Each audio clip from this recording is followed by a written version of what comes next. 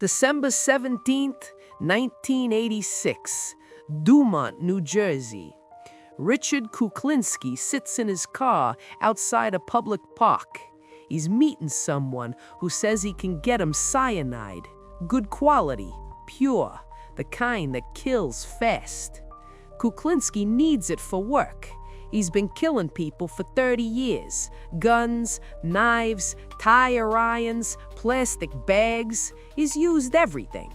But cyanide is cleaner, quieter, harder to trace. The man arrives. They talk. They agree on a price. The man hands over the container. Kuklinski pays him $5,000 in cash. Then Kuklinski does something strange. He drives to a nearby store. He buys a hamburger and a dog. He takes the dog to his car. He sprinkles some of the powder on the hamburger. He feeds it to the dog. The dog eats it. Nothing happens. The dog is fine. Kuklinski realizes the cyanide is fake. The man he just met isn't a dealer. He's an undercover ATF agent. Kuklinski goes home. 2 hours later, federal agents surround this house. They arrest him. They charge him with attempting to purchase illegal substances. But that's not what the arrest is really about.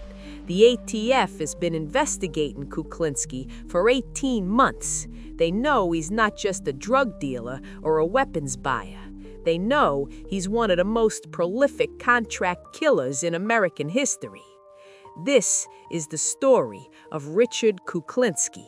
How he killed his first man at 14, how he worked for the mob for 3 decades, how he murdered over 100 people, maybe more, and how, in the end, a fake bag of cyanide and a hamburger brought him down. Chapter 1. The Beginning. Richard Leonard Kuklinski was born on April 11, 1935, in Jersey City, New Jersey. His father, Stanley Kuklinski, was a Polish immigrant who worked at the railroad. He was also an alcoholic who beat his wife and children regularly. When Richard was 5 years old, Stanley beat his oldest son, Florian, so severely that the boy died. The parents told authorities Florian had fallen down the stairs. No investigation followed. Richard's mother, Anna, was a devout Catholic who also used violence to discipline her children. She would hit Richard with broom handles, wooden spoons, whatever was available. She told him he was worthless. She told him he would never amount to anything. By the time Richard was 10, he'd learned that violence was normal. It was how problems got solved. It was how you controlled people. It was how you survived. He was also learning that he was different from other children. He didn't feel empathy. He didn't feel guilt. When he hurt animals, and he did often, he didn't feel bad about it. He felt nothing. At 11, Richard killed his first cat. He tied it up and threw it off a building. He watched it die. He felt curious, not sad. By 13, he was killing neighborhood dogs and cats regularly. Sometimes he'd beat them to death, sometimes he'd drown them, sometimes he'd set them on fire. He was experimenting, learning what death looked like. At 14, Richard Kuklinski killed his first person. There was a boy in his neighborhood, Charlie Lane, who'd been bullying Richard for months. One day, Lane came at Richard with a wooden pole. Richard grabbed it. They fought. Richard beat Lane with the pole. He didn't stop until Lane was dead. Richard dragged the body to a nearby river and threw it in. The police found Lane's body a few days later. They questioned neighborhood kids. Richard said he didn't know anything. The case went unsolved. Richard was 14 years old. He just committed murder, and he felt nothing. Over the next few years, Richard became more violent. He got into fights constantly. He carried weapons, knives, clubs, brass knuckles. He was building a reputation. People knew not to mess with him. By 18, Richard was working as a film lab technician in Manhattan. It was legitimate work. but it didn't pay enough. And Richard had discovered something about himself. He liked money. He liked nice things. He wanted more than what a regular job could provide. So he started committing crimes on the side. Chapter 2. The Apprentice. In the late 1950s, Richard Kuklinski was running with a crew in Jersey City. They stole cars, they hijacked trucks, they fenced stolen goods. It was small-time criminal work, but it paid better than the film lab. Richard was good at it. He was calm under pressure. He didn't panic when things went wrong, and he wasn't afraid to use violence when necessary. But Richard wanted more. He wanted to work for real criminals, not car thieves, not small-time hijackers. He wanted to work for the mob. In 1959, Richard met Roy the Mayo. The Mayo was a mobster connected to the Gambino crime family. He ran operations in Brooklyn, loan sharking, gambling, car theft rings. But his specialty was murder. If the Gambino family needed someone killed, the Mayo handled it. The Mayo saw potential in Richard. The kid was big, 6'5", over 250 pounds. He was strong, he was fearless, and most importantly, he had no problem with violence. The Mayo started using Richard for enforcement work. Someone owed money and wouldn't pay, Richard would collect. Someone was causing problems, Richard would handle it. Richard was good at this work, better than good. He was efficient, brutal, and emotionless. He could hurt people without feeling anything, and that made him valuable. By the early 1960s, Richard was working regularly for the Mayo. He was making decent money, $500, sometimes $1,000 per job, and he was learning. The Mayo taught Richard how the mob worked, how you never talked to cops, how you never left evidence, how you made problems disappear. And the Mayo taught Richard how to kill people professionally. Not the sloppy, angry violence Richard had used as a kid. Professional murder, planned, clean, untraceable. The Mayo explained, when you kill someone for the mob, you don't just shoot him and leave the body on the street. That attracts attention, that brings police, that creates problems. You make the body disappear. You cut it up. You dispose of the pieces in different locations. You make it like the person never existed. Richard learned, and he got very good at it. By the mid-1960s, Richard Kuklinski had killed dozens of people. Most were mob-related. Someone had testified against the wrong person. Someone had stolen money. Someone knew too much. The orders would come from the Mayo or one of the other connected guys, and Richard would handle it. But Richard also killed on his own. If someone disrespected him, he'd kill him. If someone looked at him wrong, he'd kill him. He was impulsive, unpredictable, dangerous. His method varied depending on the situation. Sometimes he used guns, a revolver to the head, quick and easy. But guns are loud. They attract attention. They leave evidence, shell casings, bullet trajectories, gunshot residue. Sometimes he used knives, quieter than guns, but messy, blood everywhere, hard to clean up. His favorite method became strangulation. No noise, no blood, just pressure on the throat until a person stopped breathing. It took a few minutes, but it was effective. But Richard's signature method, the one that would later earn him his nickname, was freezing. Here's how it worked. Richard would kill someone using whatever method was convenient. Then, instead of disposing of the body immediately, he'd store it in a freezer, sometimes for weeks, sometimes for months. When he was ready, he'd dump the body somewhere public, a park, an alley, the side of a highway. By the time police found it, decomposition would be advanced. Time of death would be impossible to determine accurately. The medical examiner would estimate time of death based on decomposition, but the body had been frozen. The decomposition timeline was wrong. Police would be investigating alibis for the wrong dates. Richard called it confusing the cops. Later, when the technique became known, people started calling Richard the Iceman. But freezing wasn't just about confusing time of death, it was also practical. Richard couldn't always dispose of a body immediately.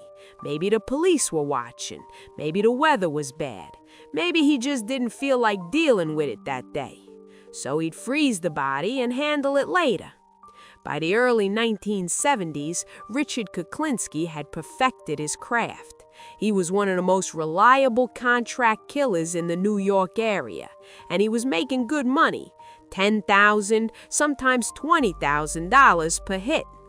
He bought a house in Dumont, New Jersey, he got married, he had children. From the outside, he looked like a normal family man. Nobody knew what he really did for a living. Chapter 4. The Family Man. Barbara Pedrici met Richard Kuklinski in 1960. She was working as a secretary in New Jersey. Richard was 25, working at the film lab during the day and doing criminal work at night. He was charming when he wanted to be. He was well dressed. He seemed successful. They got married in 1961. They had 3 children, Merrick, Kristen, and Dwayne. Richard provided for his family. He bought a nice house, he paid for private schools, he took them on vacations. To Barbara and the kids, Richard was a good father and a good husband. But there was another side. Richard was controlling. He didn't want Barbara working. He didn't want her having friends. He wanted complete control over the household. If she questioned him, he'd become violent.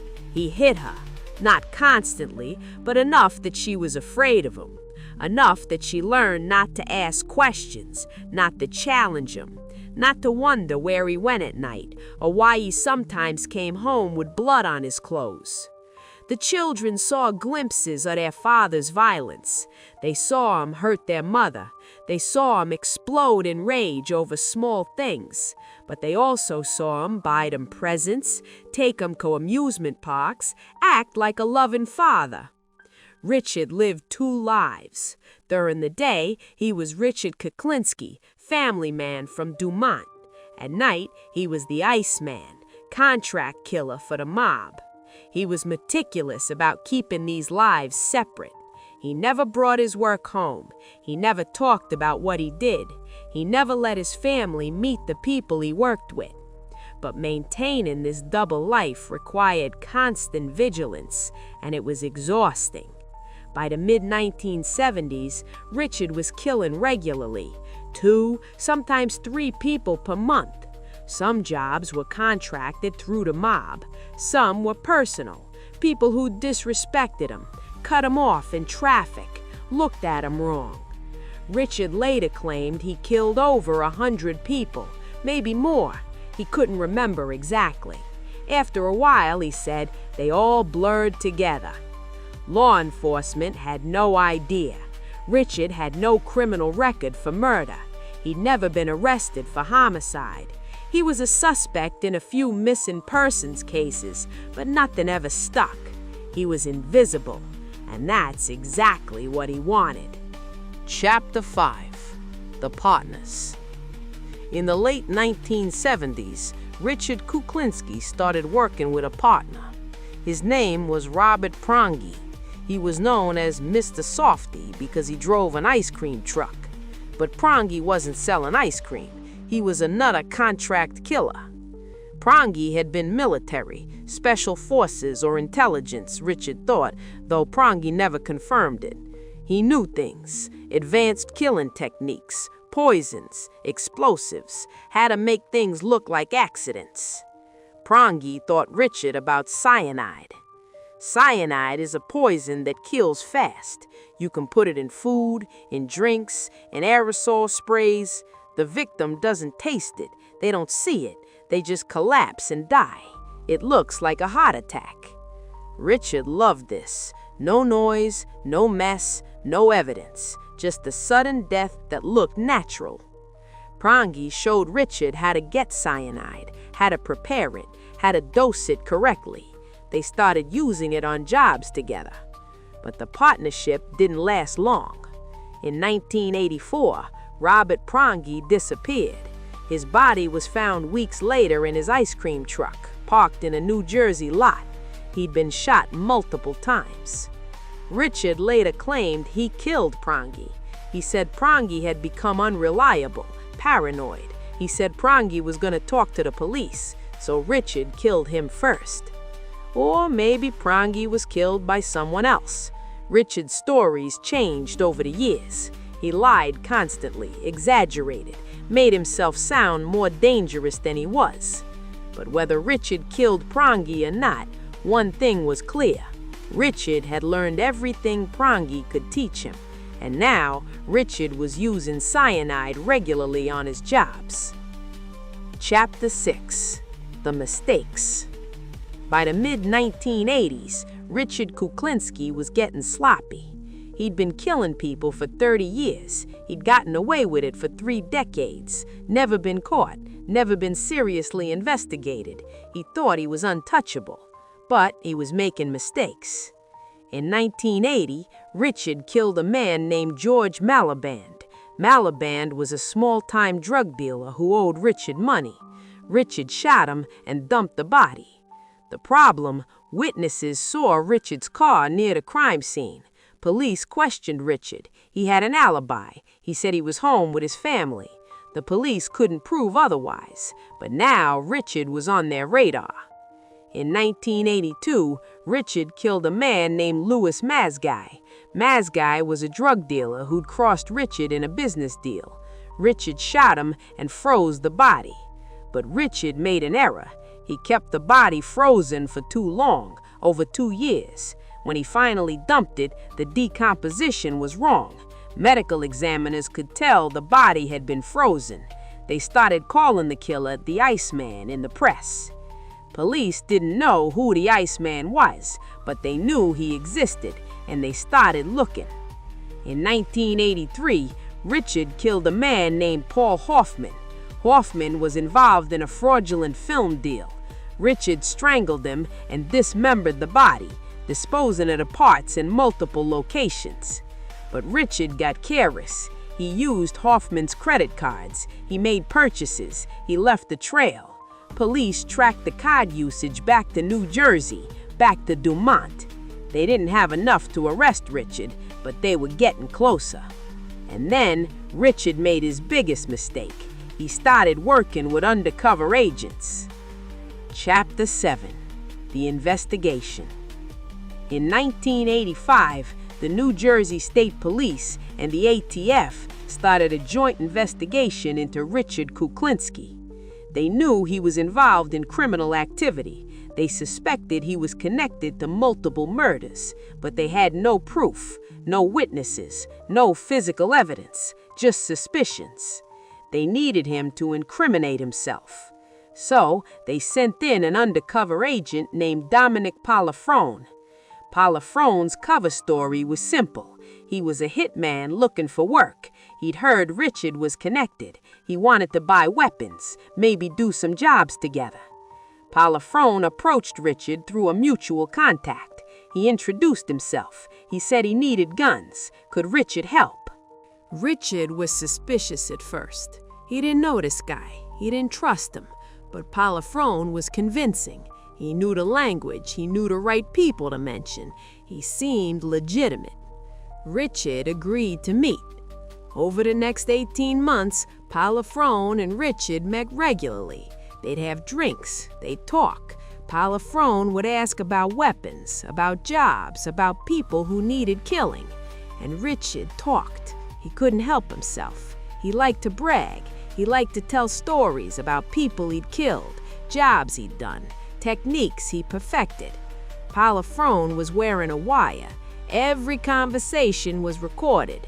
In one conversation, Richard described how he'd killed George Malaband, shot him twice, dumped the body. Simple.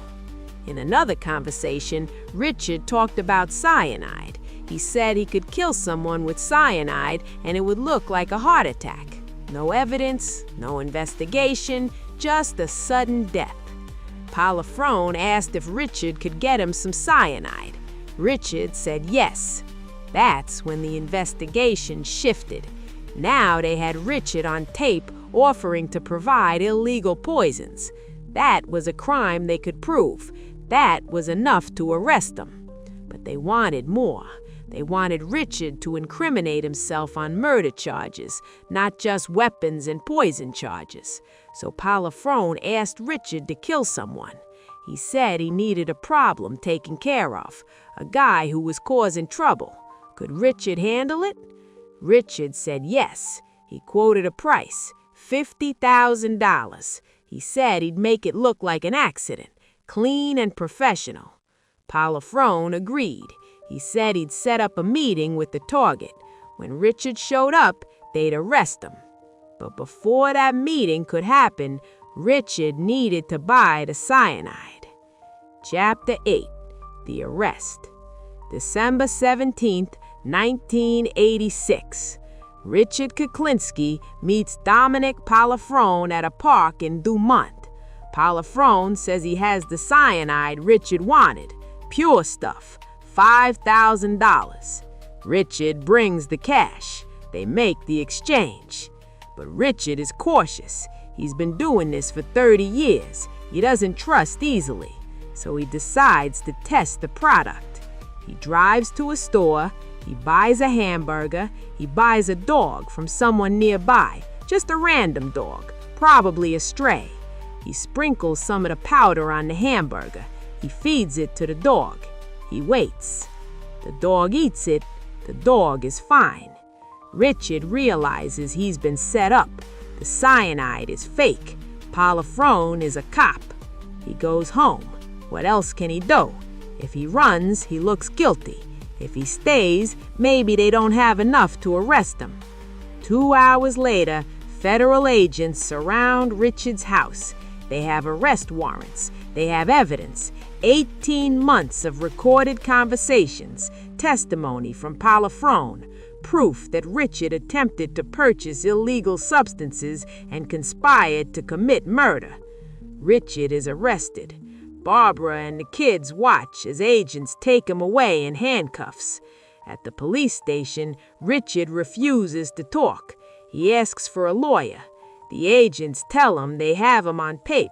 They have 18 months of recordings. They have him offering to kill people, discussing past murders, talking about cyanide. Richard still refuses to talk. But over the next few days, something changes. Maybe it's the realization that he's finally been caught.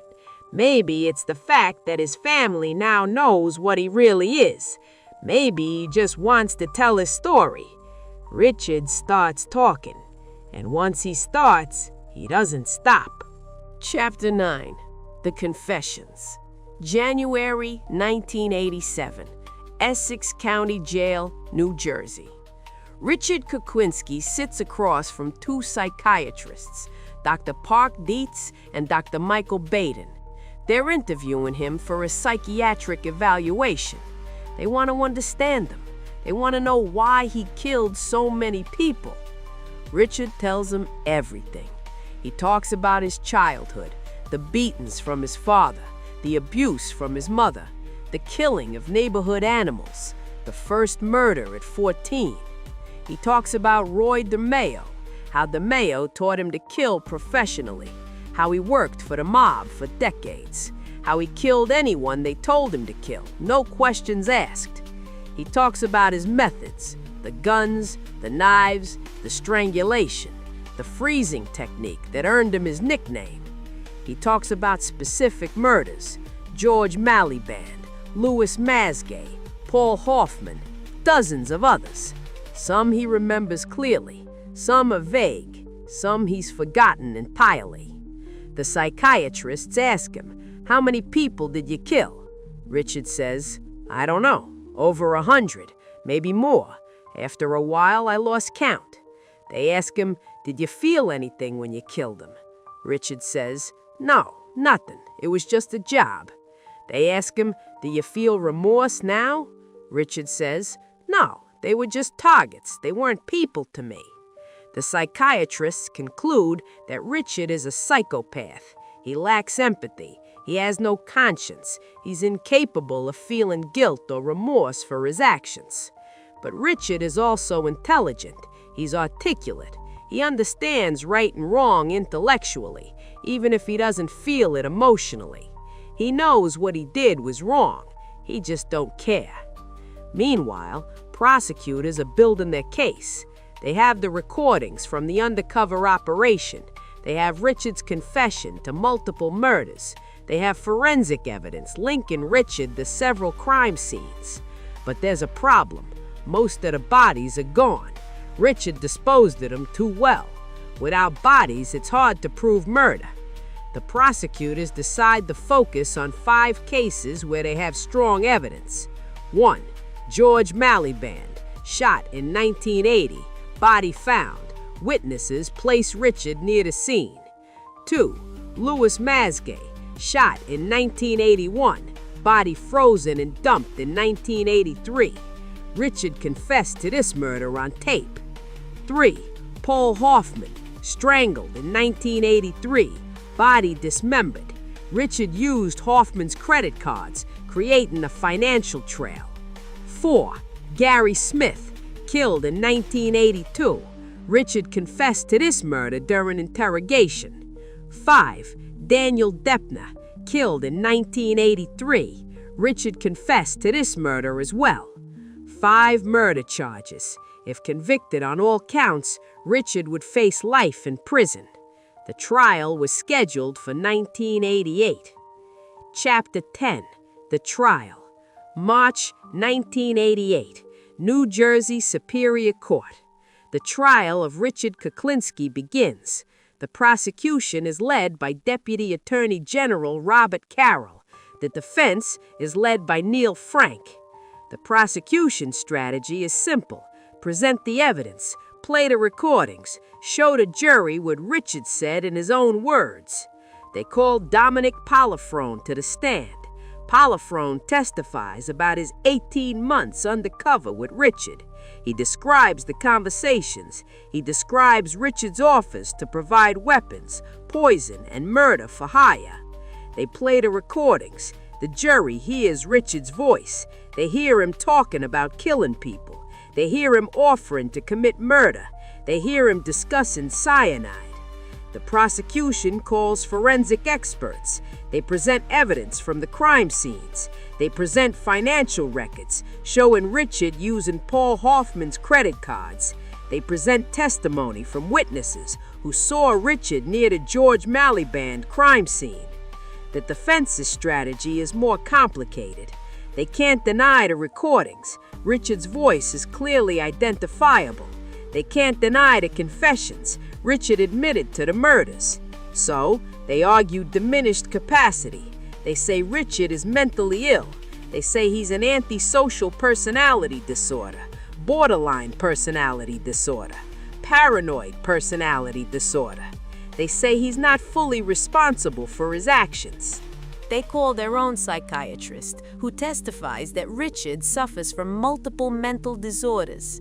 The psychiatrist says Richard's childhood trauma, the abuse, the violence, damaged his ability to feel empathy or control his impulses. The prosecution counters. Mental illness doesn't excuse murder. Richard knew what he was doing. He planned his crimes. He took precautions to avoid getting caught. He's not insane. He's evil. The trial lasts 5 weeks. The jury deliberates for 3 days. On April 18, 1988, they return their verdict. Guilty on all 5 murder counts. Richard Kuklinski is sentenced to 5 consecutive life terms in prison, 240 years minimum before parole eligibility.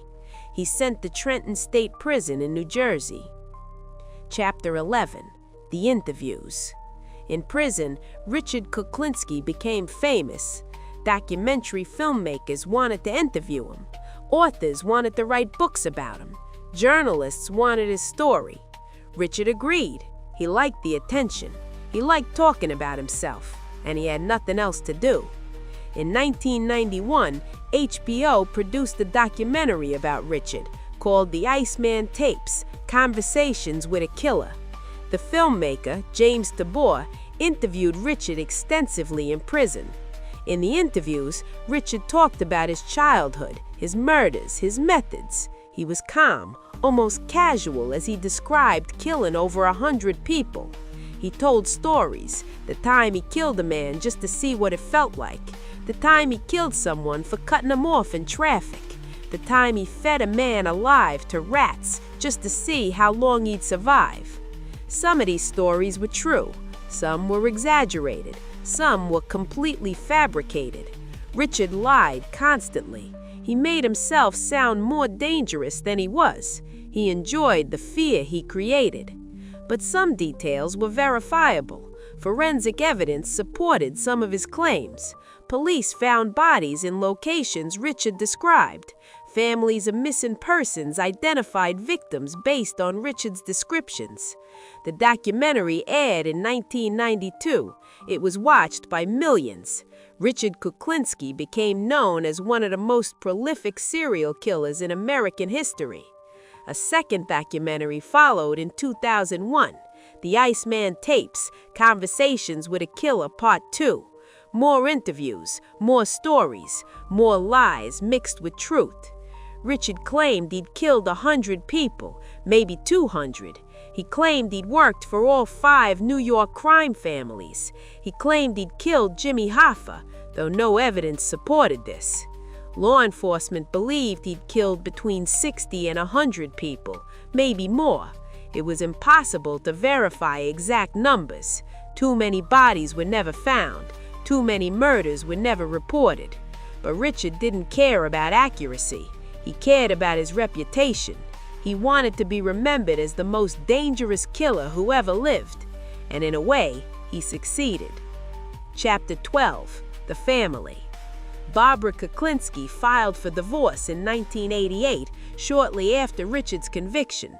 For 27 years, she'd been married to a serial killer and never knew. Or maybe she suspected but didn't want to know. Either way, when the truth came out, she had to decide what to do. She divorced him. She changed the name. She moved away from Dumont. She tried to rebuild her life. The children struggled. They'd loved their father. They'd believed he was a good man. Now they had to reconcile that image with the reality. Their father was a monster who'd killed over 100 people. Marek, the oldest daughter, defended her father publicly. She said he'd been a good father to her. She said she still loved him. She said the abuse allegations were exaggerated. Christine, the middle child, was more conflicted. She acknowledged the father's crimes. She acknowledged the violence in their home. But she also remembered good moments, birthdays, vacations, times when he'd been kind. Wayne, the youngest, struggled the most. He'd grown up with violence. He'd seen his father hurt his mother. He'd inherited some of his father's temper. As an adult, Wayne had his own problems with anger and violence. The family fractured. Some members kept in touch with Richard in prison. Others cut ties completely. Barbara wrote a book about her experience, The Iceman, the true story of a cold-blooded killer. She described her life with Richard, the fear, the control, the realization that the man she'd married was capable of unimaginable evil. Richard read the book. He was angry. He said Barbara was lying, exaggerating, making money off his crimes. He said she'd known more than she claimed. He said she was complicit. But Richard's anger didn't matter anymore. He was in prison. He would die in prison. His family had moved on. Chapter 14. The Death. March 5th, 2006, Trenton State Prison, New Jersey. Richard Kuklinski wakes up feeling sick. He has trouble breathing. His chest hurts. He calls for a guard. Prison medical staff examine him. They determine he's having some kind of respiratory distress. They send him to the prison infirmary. By evening, Richard's condition is worsened. He's transferred to St. Francis Medical Center in Trenton. Doctors diagnose him with inflammation of the blood vessels. It's a rare condition. It's often fatal. There's no cure, only treatment to manage symptoms. Richard's body is failing. 70 years of violence, stress, and prison life have taken their toll. Over the next few days, Richard's condition deteriorates. His organs are shutting down. Doctors say there's nothing they can do. On March 5th, 2006, Richard Leonard Kuklinski dies at St. Francis Medical Center. He's 70 years old. The official cause of death is listed as inflammation at the blood vessels, but some people suspect something else. Richard was scheduled to testify in a murder case. He was going to provide information about mob activities in the 1970s and 80s. He was going to name names. Some people believe Richard was poisoned, that someone, maybe connected to the mob, maybe someone else, arranged for him to die before he could testify. There's no evidence for this theory. No investigation was conducted. Richard was an old man with serious health problems. His death wasn't suspicious enough to warrant scrutiny. But the timing was convenient, and for people who'd followed Richard's case, the idea that the Iceman was killed with poison, his own preferred method, had a certain symmetry to it. Richard was cremated. His ashes were given to his daughter, Merrick. There was no funeral, no memorial service, just a quiet end to one of the most violent lives in American criminal history. Chapter 14, The Truth. How many people did Richard Kuklinski really kill? He claimed over 100, maybe 200, but Richard lied constantly. He exaggerated. He made up stories to sound more dangerous. Law enforcement believes the real number is between 60 and 100. That's still an enormous body count. That still makes him one of the most prolific killers in American history. But exact numbers are impossible to verify. Many of the bodies were never found. Many of the murders were never reported. Richard claimed credit for killings he didn't commit. He denied killings he did commit. Some of his most famous stories are questionable. He claimed he killed Jimmy Hoffa. No evidence supports this. Most investigators believe Hoffa was killed by Detroit mobsters, not a freelance killer from New Jersey. He claimed he fed a man to rats. Possible, but unverified. No body was ever found. No witness ever corroborated the story. He claimed he killed Roy DeMeo. Also questionable. DeMeo was found dead in 1983, killed by his own crew. Most evidence points to other Gambino family members, not Richard. Richard's confessions were a mix of truth and fiction. Some details were accurate, some were embellished, some were completely fabricated. But here's what we know for certain. Richard Kuklinski was convicted of 5 murders. George Malaband, Louis Mazgay, Paul Hoffman, Gary Smith, and Daniel Deppner. Those 5 are confirmed. Police believe Richard was responsible for at least 20 additional murders based on evidence, witness statements, and Richard's own detailed confessions that matched crime scene information. Beyond that, it's speculation. 60 kills? 100? 200? We'll never know. What we do know is that Richard Kuklinski spent 30 years killing people. He worked for the mob. He killed for money. And sometimes he killed for no reason at all. He was a psychopath. He lacked empathy. He had no conscience. He was one of the most dangerous criminals in American history. And for 30 years, nobody knew. Chapter 15, The Lesson. Richard Kuklinski got away with murder for 3 decades. He killed over 60 people, maybe 100, and nobody caught him. He lived a normal life in suburbia. He had a wife and kids. He went to his daughter's school plays. He coached Little League. And at night, he killed people for money. He got away with it for so long because he was smart. He was careful. He varied his methods. He disposed of bodies properly. He didn't leave evidence. He didn't talk. But in the end, he got caught because of ego. He couldn't stop bragging. He couldn't resist telling stories. When an undercover agent approached him, Richard could have walked away. He could have said no. He could have stayed quiet. But he wanted to impress someone. He wanted to show how dangerous he was. He wanted recognition. So he talked, and those conversations destroyed him. Richard Kuklinski spent 30 years as a contract killer. He spent 18 years in prison, dying slowly from the inflammation of the blood vessels that eventually killed him. The Iceman melted, and the world found out what he really was. Not an unstoppable killer, not a criminal genius, just a violent man who got lucky for a long time, until his luck ran out. 3 mob bosses, 3 restaurants, 3 meals that became their last. Joe Masseria sat playing cards over bread and wine. Shot in the back, died at the table. Carmine Galante ate lunch on a back patio, cigar in his mouth. Gunman walked through the restaurant, killed him where he sat. Paul Castellano never made it inside. Shot on the sidewalk outside Sparks Steakhouse. 6 bullets, right before dinner. Restaurants are supposed to be safe, social, comfortable. A place where you relax with friends, let your guard down, enjoy your meal. For mob bosses, that moment of relaxation was fatal.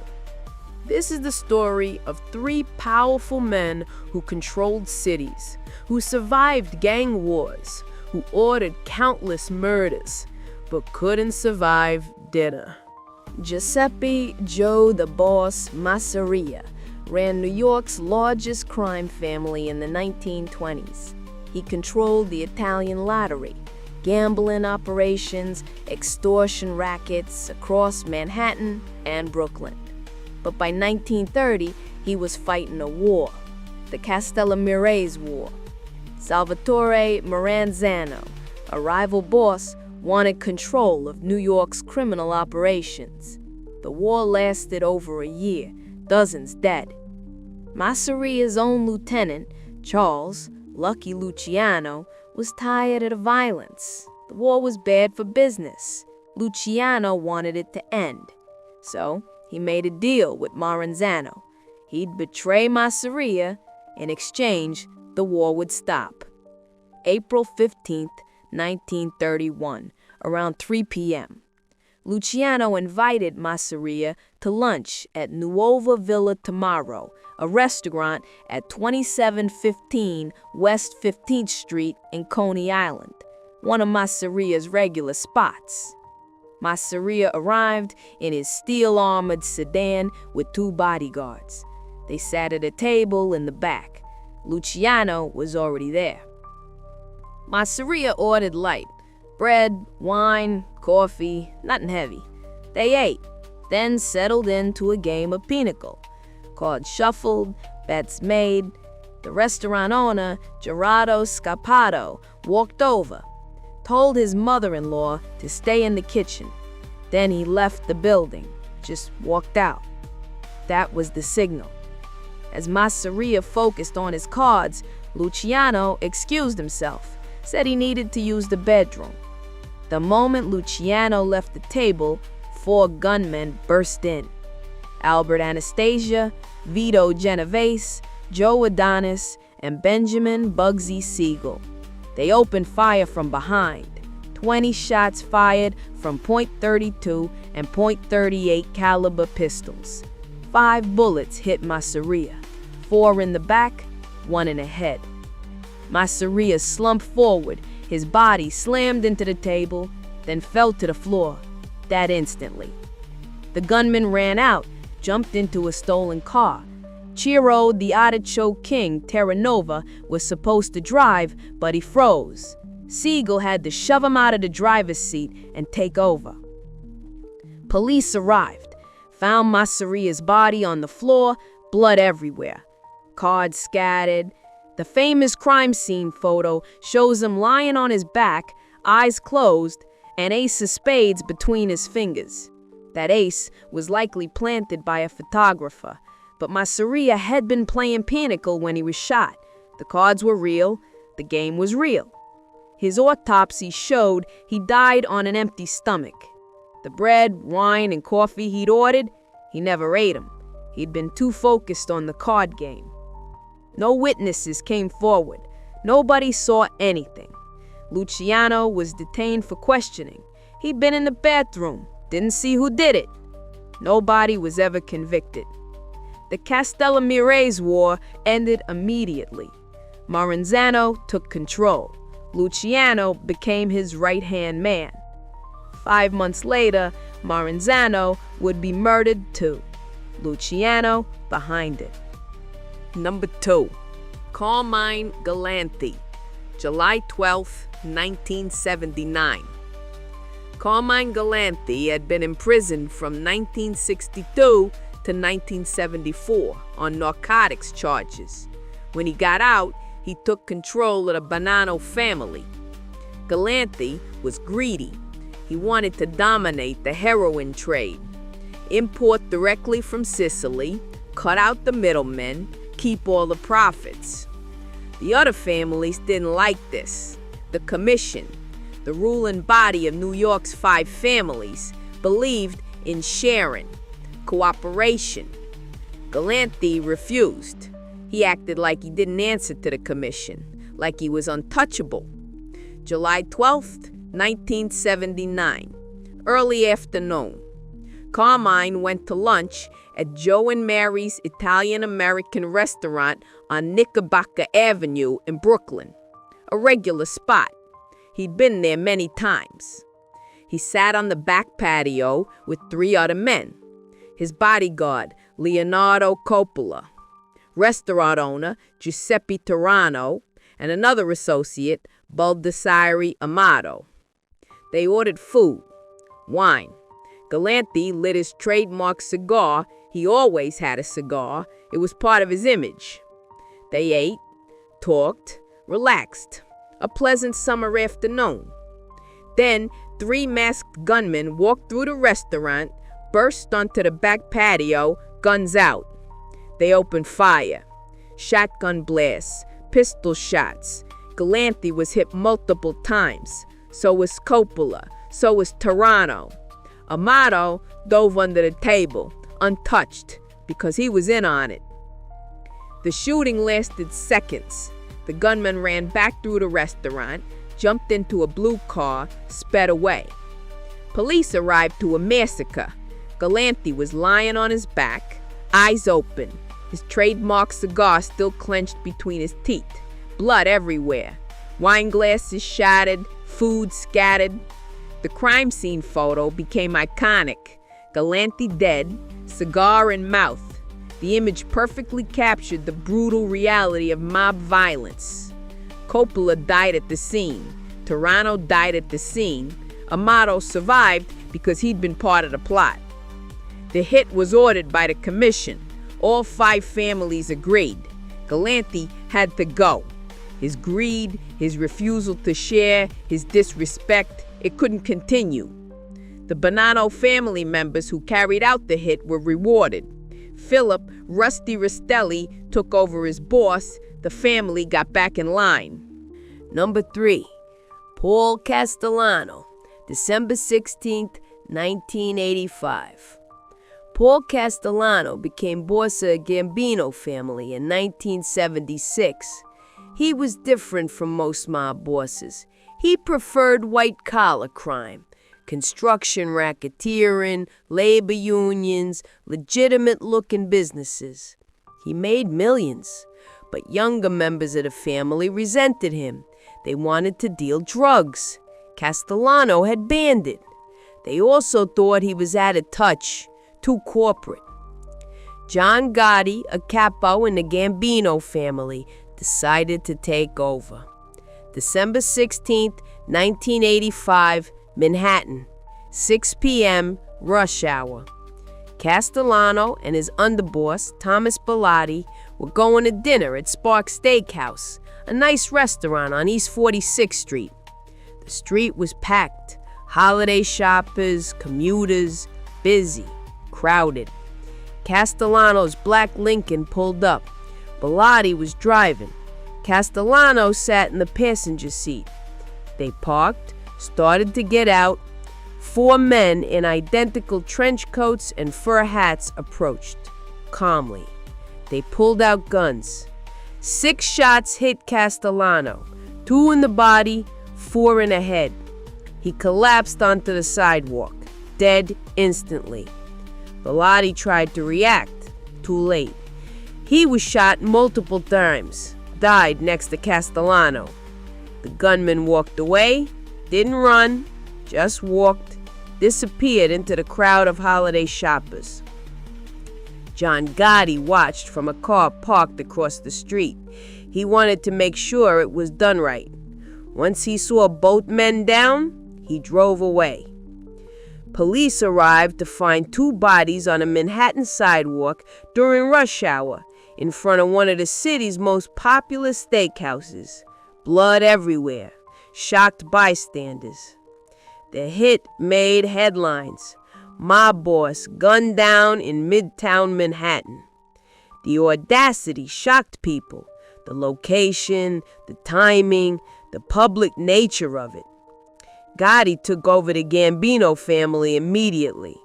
He'd eliminated his boss, seized power. But the attention from Castellano's murder destroyed Gotti eventually. The FBI targeted him relentlessly. Surveillance, wiretaps, informants. In 1992, Gotti was convicted. Life in prison. He died there in 2002. December 11th, 1978, 3:12 a.m., JFK Airport, New York. A black Ford van backed up to the Lufthansa Airlines cargo terminal. 6 masked men got out, armed. They cut through the padlock on the gate, walked straight to the employee entrance. 64 minutes later, they walked out with $5 million in cash and $875,000 in jewelry, nearly $6 million total, the largest cash robbery in U.S. history at the time. The heist was perfect. Nobody hurt, no shots fired, clean getaway. Then the killing started.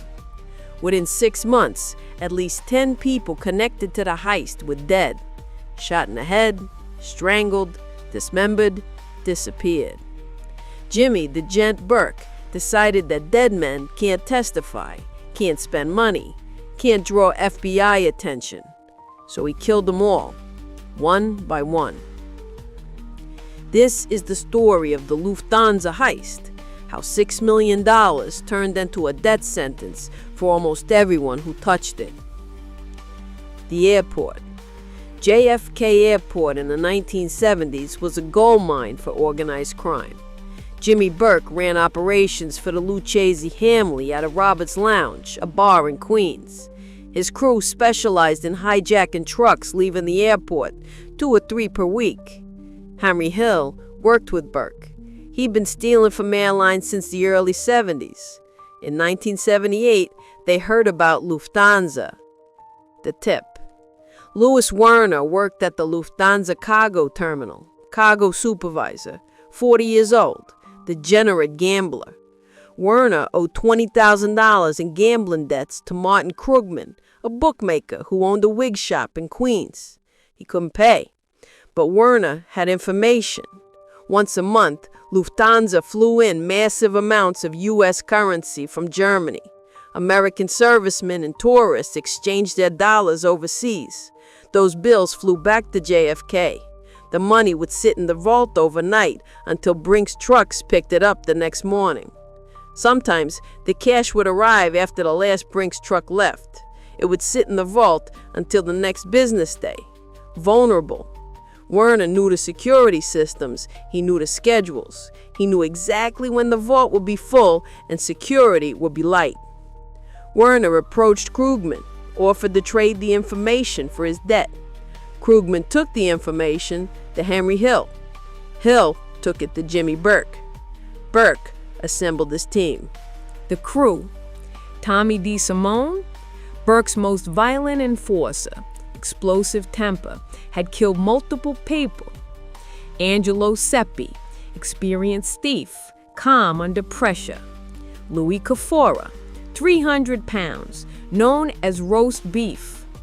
Joe Buddha Manry, airport cargo thief, worked for Air France at JFK. Paolo Licastri, Sicilian drug trafficker, connected to the Gambino family. Burke needed their permission to operate a JFK. Robert McMahon, cargo thief. Parnell Stacks Edwards. He'd drive the getaway van, then dispose of it afterward. Frank Burke, Jimmy's son, backup vehicle driver. Each participant was promised between $10,000 and $50,000, depending on their role. Burke estimated they'd steal $2 million. They planned for months. Werner provided maps, schedules, information about which employees would be working, where the vault was, how security systems worked. Peter Grunwald, Werner's co-worker, helped too. He and Werner had successfully stolen $22,000 from Lufthansa back in 1976. They knew it could be done. The date was set, December 11th, 1978. The heist. 3:12 a.m. The black Ford van pulled up to Building 261. The crew cut through the padlocked gate. 6 masked men entered the building, weapons drawn. They rounded up the night shift employees, 7 people working, ordered them into the break room, handcuffed them. The crew forced Supervisor Rudy to open the vault, a 10 by 20 foot room, double door system. If you open the second door without closing the first, it triggered an alarm to Port Authority police. Irick opened the first door, then the second. No alarm. Inside were cartons of cash, banded bills, untraceable, plus jewelry. The crew loaded everything into the van, worked fast. At 4:21 a.m., they pulled out, told the employees not to call police until 4:30. The entire heist took 64 minutes. They drove to a warehouse in Canarsie, Brooklyn. John Gotti owned it. The loot was transferred from the van to the trunks of 2 cars. Stacks Edwards was supposed to take the van to a junkyard in New Jersey, Gotti's junkyard. The van would be crushed. Instead, Edwards got drunk, went to his girlfriend's apartment, parked the van on the street in front of a fire hydrant, fell asleep. 2 days later, police found the van. Inside were fingerprints, a ski mask, a leather jacket. The FBI identified the prints as belonging to Parnell Edwards. They knew exactly who'd done the heist, Burke's crew, but knowing and proving are different things. The count. When the dust settled, Burke and his crew counted the take. Not $2 million like they had estimated. $5 million in cash, $875,000 in jewelry, nearly $6 million total. Everyone's cut just tripled. But Burke had a problem. More money meant more attention. The FBI would investigate harder. People would talk. Someone would get drunk and brag. Burke made a decision. Nobody was getting their full cut. Not yet. Maybe not ever. And anyone who complained was a problem. The bodies.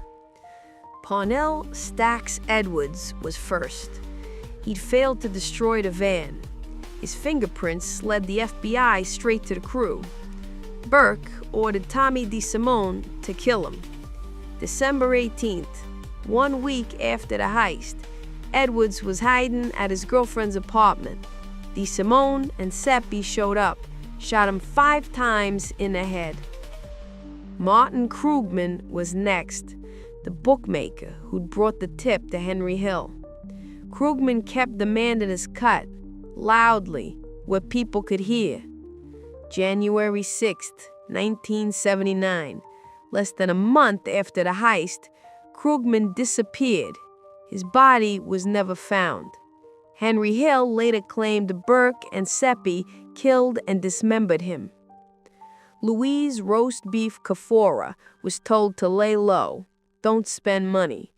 Instead, Kafora bought his wife Joanna a custom pink Cadillac, drove it near the JFK cargo area where FBI was investigating, told her about the heist. February 1979. Kafora and his wife disappeared. Their bodies were never found. Robert McMahon and Joe Buddha Manriani both worked cargo at JFK. The FBI approached them, offered witness protection in exchange for testimony. They refused. May 16, 1979. Both men were found shot in the back of the head, execution style, sitting together in a parked car in Brooklyn. Paolo Lacastri, the Sicilian drug trafficker connected to the Gambinos, was supposed to get a cut for the family, $200,000. Burke didn't want to pay. June 13, 1979, Lacastri's burned, naked, bullet-riddled corpse was found on a trash heap in Brooklyn. Tommy DeSimone, Burke's enforcer who'd killed Edwards, disappeared in January 1979. He'd been summoned to a meeting, told he was getting made. It was a setup.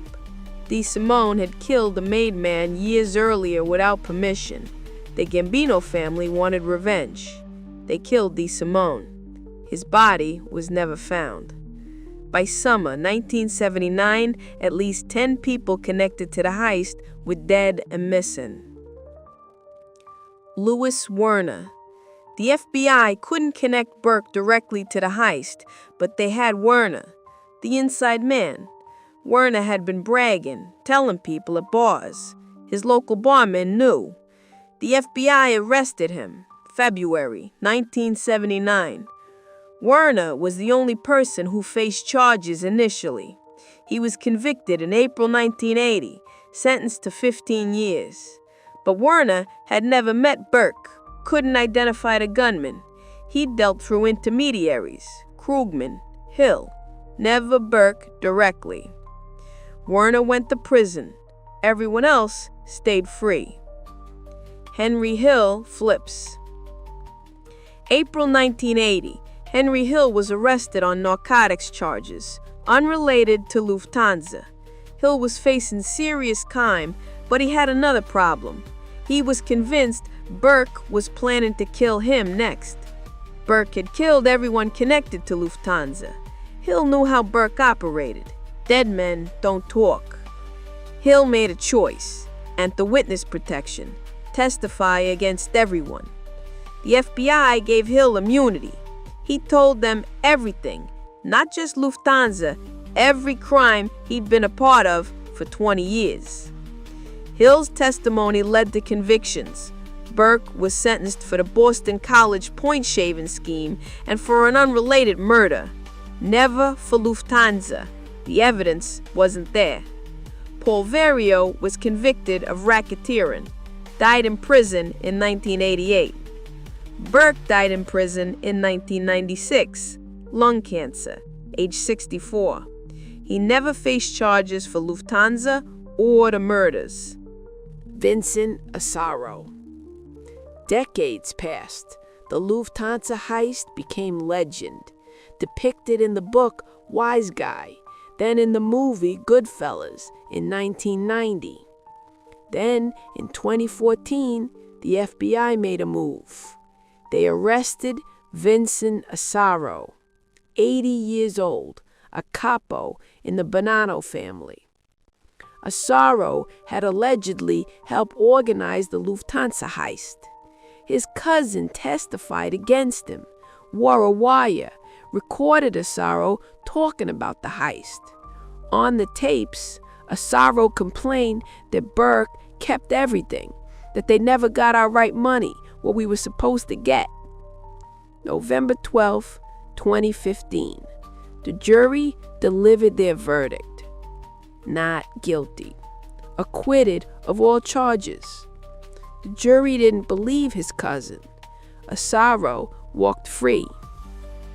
To this day, almost none of the stolen money has ever been recovered. $6 million. Gone. The truth. December 11th, 1978. 6 masked men walked into the Lufthansa cargo terminal at JFK. 64 minutes later, they walked out with nearly $6 million. The perfect heist. Then Jimmy Burke killed almost everyone involved.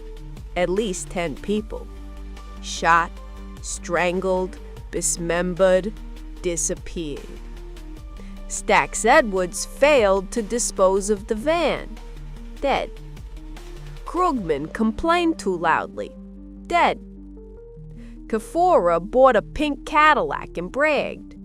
Both he and his wife dead. McMahon and Mundry refused to cooperate with the FBI. Dead.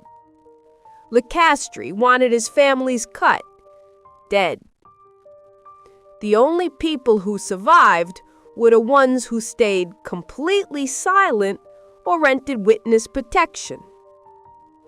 Louis Werner went to prison, served his time. Henry Hill entered witness protection, testified against everyone, lived until 2012, died at age 69. Natural causes.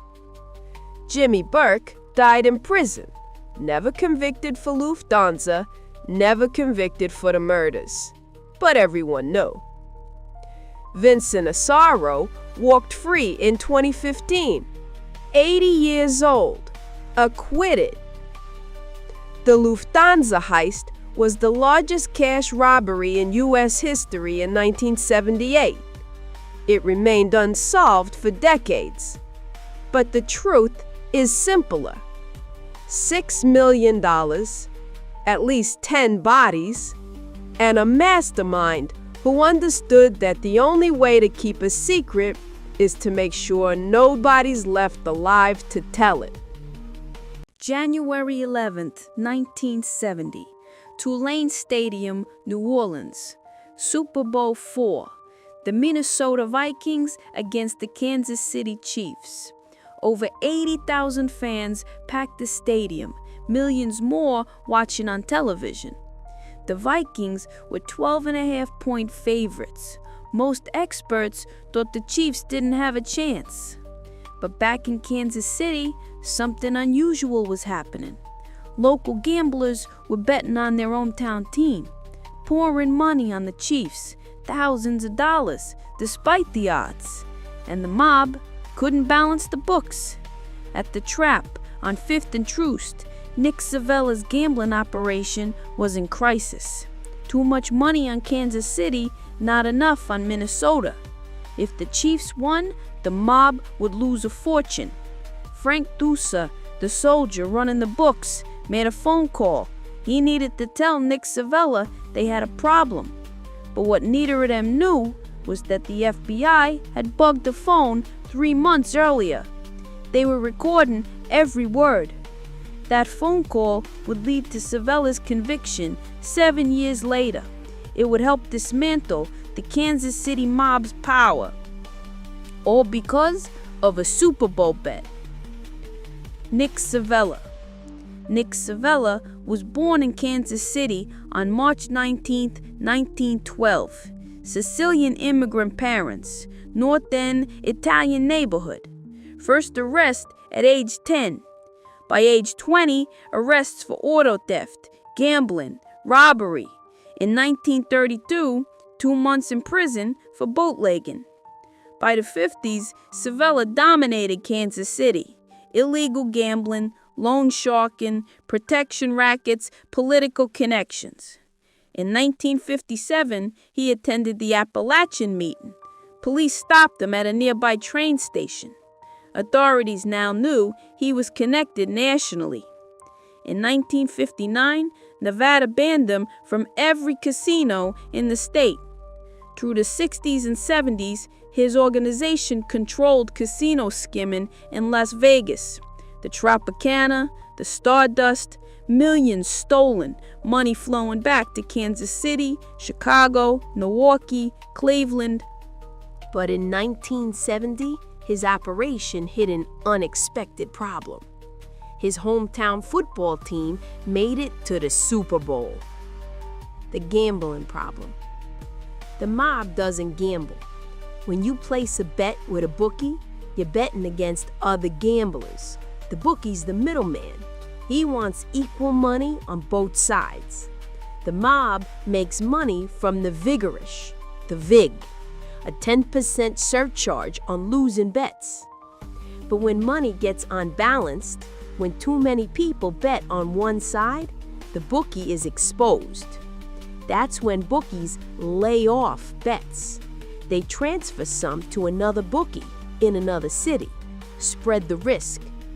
In January 1970, Kansas City bookies couldn't lay off their bets. Everyone wanted a bet on the Chiefs. The Chiefs had beaten the Jets and Raiders to reach the Super Bowl. The entire city was ready to bet on their hometown heroes. The problem was the odds. The Vikings were 12.5-point favorites. They'd gone 12-2.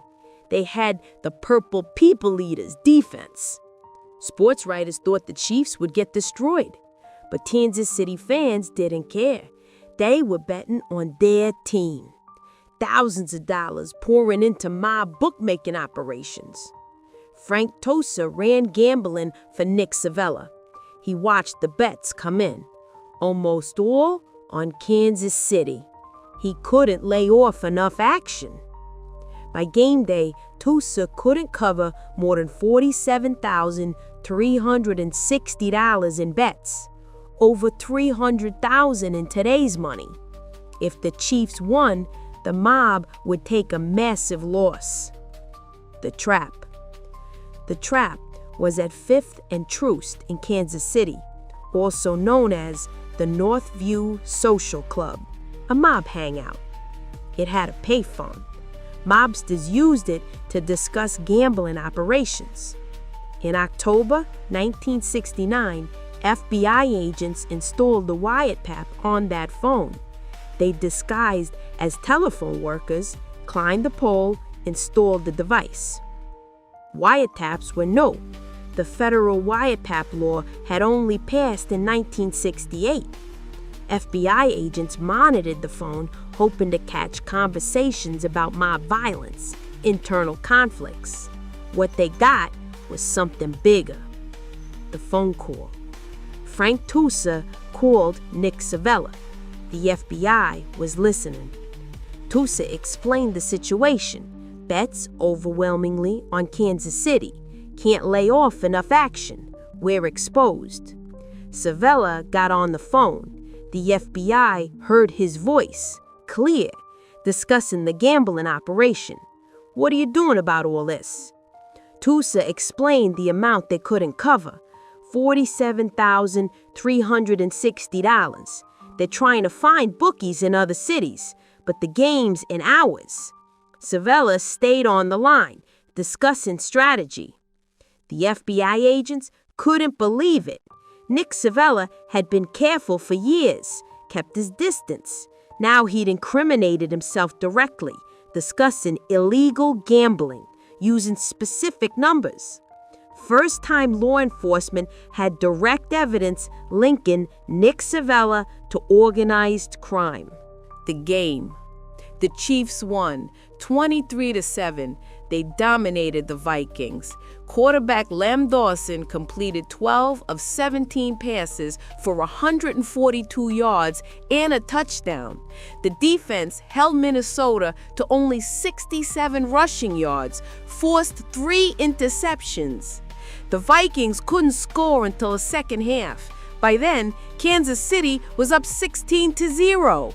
When the final whistle blew, Kansas City celebrated. The AFL had proven itself. The Chiefs had won the final Super Bowl before the merger. Back in Kansas City, the mob was doing math, calculating losses. The $47,000 they couldn't lay off was now a debt, plus the vig on all the other bets. But the money was the least of their problems. The investigation. The FBI had Savella on tape discussing illegal gambling, specific dollar amounts. Agents began building a case, compiling recordings, documenting the operation, tracking money. But federal cases take time. They needed more than one phone call. They needed to show an ongoing criminal enterprise. The investigation expanded. More wiretaps, more surveillance. Savella continued running his organization. He was careful. He learned the trap's phone was compromised. He changed locations, but the damage was done. Over the next several years, the investigation grew beyond gambling. They were looking at everything, especially the casino skimming in Las Vegas. The conviction. 1977. 7 years after Super Bowl IV. Nick Savella was convicted of illegal gambling. The key evidence was the wiretap from the trap. His lawyers argued the wiretap was illegal. The courts disagreed. The evidence was admissible. Savella went to prison. His brother Carl took over day-to-day operations. Carl Tuffy DeLuna, his underboss, helped manage things. The Kansas City mob continued. The casino skimming in Vegas kept running.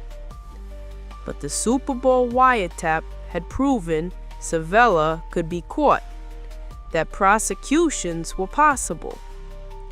In 1980, Savella was convicted again for attempting to bribe a prison official. By the early 80s, the FBI expanded into the Vegas casino skim, Operation Straw Man. They planted bugs in Kansas City, including at Pete Marlowe's house in November 1978, where Carl Thomas explained exactly how they skimmed millions from the Tropicana. In 1983, prosecutors indicted Savella, his brother, and mob figures from Chicago, Milwaukee, and Cleveland for the Vegas skim. But Nick Savella never stood trial. The end. February 1983. Nick Savella was dying. Lung cancer. He was in the Federal Medical Center in Springfield, Missouri. Years earlier, he'd faked a medical emergency to get released temporarily, used it to attend mob meetings. The FBI caught him and revoked his parole. Now, when he was actually dying, authorities were skeptical. But the evidence was clear: terminal cancer. On February 10, 1983, Savella received medical release. 2 weeks later, on March 12th, he died at home. He was 70. He died before facing trial for the Vegas skim. His brother Carl was convicted later that year, sentenced to 30 years, died in prison in 1994. Carl DeLuna was convicted and sentenced to 30 years, died in 2008. The Chicago mob bosses, Joseph Ayupa and Jackie Cerrone, were convicted and sentenced to 28 years each. The Kansas City mob never recovered. By the late 80s, the Kansas City crime family was finished. And it started with a phone call about a Super Bowl bet. The irony. Nick Savella ran organized crime in Kansas City for decades. He was careful, kept his distance. But when his hometown team made the Super Bowl, emotion overrode caution. Kansas City fans bet with their hearts. They overwhelmed the mob's operation. When Tusa called about the problem, Savella got on the phone. He incriminated himself because of football. 3 mob bosses, 3 different eras, 3 men who cheated death when they shouldn't have. Frank Costello survived a gunshot to the head, walked away, retired immediately. Joe Columbo survived years of mob wars, then stood on a stage in front of thousands of people. John Gotti survived multiple assassination attempts, became untouchable, then talked freely in an apartment he thought was safe. Survival instinct is what keeps mob bosses alive. Paranoia, caution, never relaxing. But eventually, every mobster gets comfortable. They stop believing anything can touch them. These are the stories of 3 men who beat impossible odds and how one moment of carelessness destroyed everything. Number 1. Frank Costello, the man who turned his head. May 2nd, 1957, Manhattan. Frank Costello was 66 years old, one of the most powerful men in organized crime. He ran the Luciano crime family after Lucky Luciano was deported. But Vito Genovese wanted his position. Costello knew this. He'd survived the underworld for 40 years by being careful. But on May 2nd, he let his guard down. Costello had dinner with his wife at Leg Lone Restaurant. Around 10:30 p.m., he left, took a taxi home alone to the majestic apartments at 115 Central Park West. The taxi pulled up, Costello got out. A black Cadillac pulled up behind. Vincent, the Chin Gigante, jumped out. 300 pounds, sent by Genovese to kill Costello. Gigante rushed into the lobby, hid behind a pillar, waited. Costello walked through the door. "This is for you, Frank," Gigante shouted. Costello turned his head toward the voice. Instinct. The gun went off. The bullet grazed Costello's scalp above his right ear. If Costello hadn't turned his head at that exact moment, the bullet would have hit the back of his skull. He'd be dead. He collapsed onto a couch, bleeding but alive. Gigante ran back to the Cadillac and sped away. In Costello's pocket, police found a slip of paper, gross casino win as of 4/27/57, $651,284. Those numbers matched exactly the gross win at the Tropicana Casino in Las Vegas. That slip exposed his Vegas connections. Police asked them to identify his attacker. The doorman had seen Gigante clearly. Costello refused. "I didn't see nobody." Gigante was arrested 2 months later, tried for attempted murder. Costello testified that he couldn't identify his attacker. Gigante was acquitted in May 1958, but Costello got the message. He announced his retirement, stepped aside, let Genovese take over. Costello lived another 16 years, died February 18, 1973. Natural causes, age 82. One of the only mob bosses to retire peacefully and die of old age. What saved him?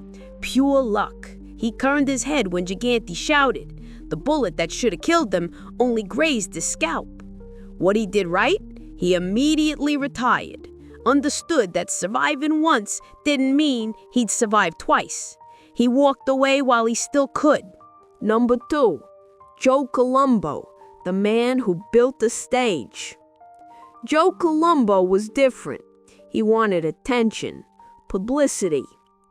In April 1970, Columbo created the Italian-American Civil Rights League. His son had been arrested on federal charges. Columbo claimed it was FBI persecution of Italian Americans. He organized protests, sent picketies to FBI headquarters, demanded that federal agencies stop using the words Mafia and Cosa Nostra in their reports. It worked. The Justice Department complied. Even the Godfather movie producers agreed to remove those terms from the script. Columbo became a public figure. Television interviews, speaking engagements. Frank Sinatra headlined a benefit concert at Madison Square Garden. On June 29, 1970, the League held its first Italian Unity Day rally at Columbus Circle. 50,000 people attended, a massive celebration. Columbo announced a second rally for June 28, 1971. Other mob bosses hated this. Carlo Gambino, The commission, they believed in staying invisible. Columbo was doing the opposite, drawing attention, making himself a target. But Columbo didn't care. He'd survived the first Columbo War. He felt untouchable.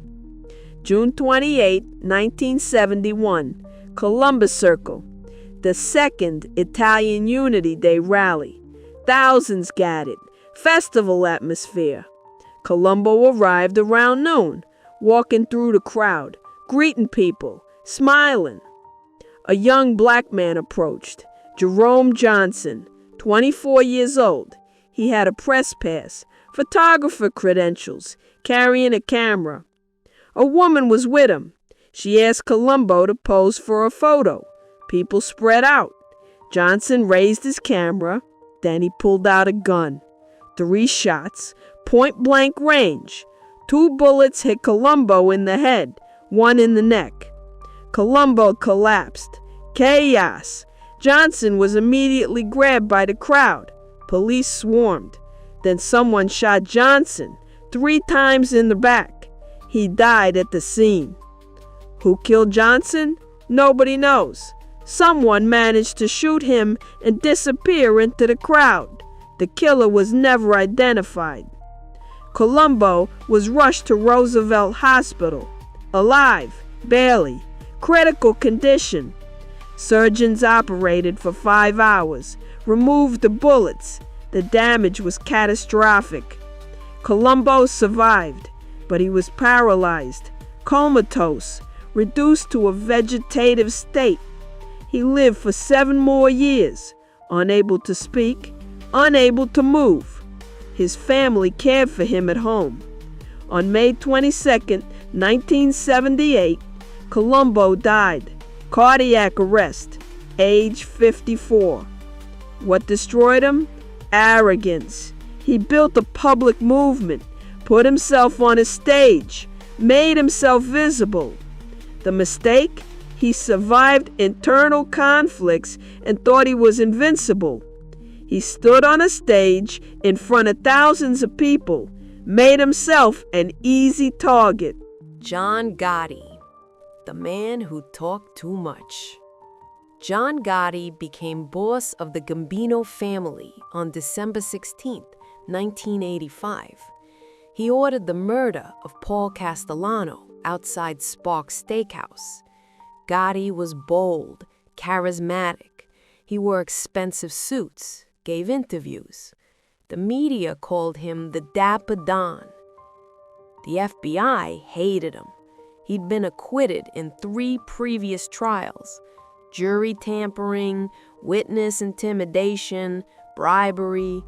Gotti walked free every time. He also survived assassination attempts.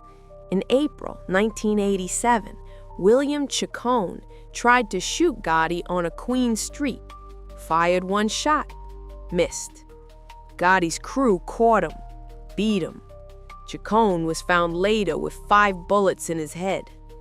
Nobody touched John Gotti. He was untouchable. By 1989, the FBI was desperate. They tried bugging the Raven Night Social Club at 247 Mulberry Street, Gotti's headquarters. But the audio was terrible. Espresso machines hissing, multiple conversations at once. The bugs were useless. Then an informant gave them a tip. Gotti sometimes went upstairs to an apartment. The widow of a Gambino soldier lived there, Nettie Sorelli. She let Gotti use her apartment for meetings. Thanksgiving weekend 1989. Mrs. Sorelli was vacationing in Florida. The FBI broke in, planted bugs. Those bugs were gold. Gotti felt safe in that apartment, away from the club, away from crowds. Just him and his underboss Sammy Gravano, his consigliere Frank Locascio. He talked freely, discussed murders he'd ordered, Robert DiBernardo, Laborio Melito, his plans to kill Louis De Bono. He complained about capos, about soldiers. All of it recorded. The FBI monitored those conversations for months, built their case. December 11th, 1990, evening. FBI agents watched the Ravenite from across the street. At 6:51 p.m., Gotti arrived. Mercedes-Benz, walked into the club. Agent George Gabriel led the arrest team. They stormed the club. Gotti and Gravano were in the back room. Gabriel walked in. "You're under arrest." Gotti stayed calm, sipped his espresso. "I'm not going anywhere until I finish my coffee." But he went. Arrested, charged with racketeering, 5 murders, conspiracy. The evidence was overwhelming. 600 hours of recordings from the Cirelli apartment. 6 hours would be used at trial. Gotti's own words, ordering murders, running the family. Gravano heard the tapes, heard what Gotti had said about him. Gotti blamed him for things, talked about him behind his back. Gravano flipped, became a government witness. April 2nd, 1992. The verdict came in. Guilty, all charges. Gotti was sentenced to life in prison without parole. He died June 10th, 2002. Federal Prison Hospital in Springfield, Missouri, throat cancer. Age 61. What destroyed him? Arrogance. He thought he was untouchable. He'd beaten 3 trials, survived assassination attempts. He stopped being careful. The mistake? He talked freely in that apartment, thought it was safe, never considered that the FBI might bug it. His own words convicted him. Mystery 1. Who killed Arnold Rothstein? November 4th, 1928, Manhattan. Arnold Rothstein walked into Lindy's restaurant on 7th Avenue, his regular booth, his office. Rothstein was the brain, the big bankroll, the man who essentially invented modern organized crime in America.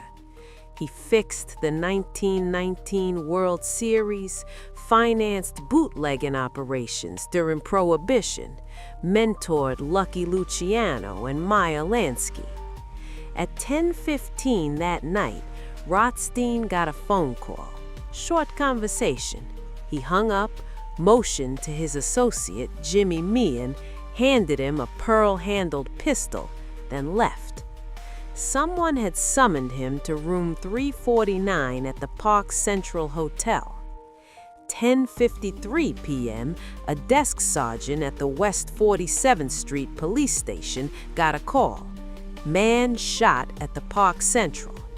Police found Rothstein near the employee entrance, bleeding from his abdomen. Single gunshot wound. They asked who shot him.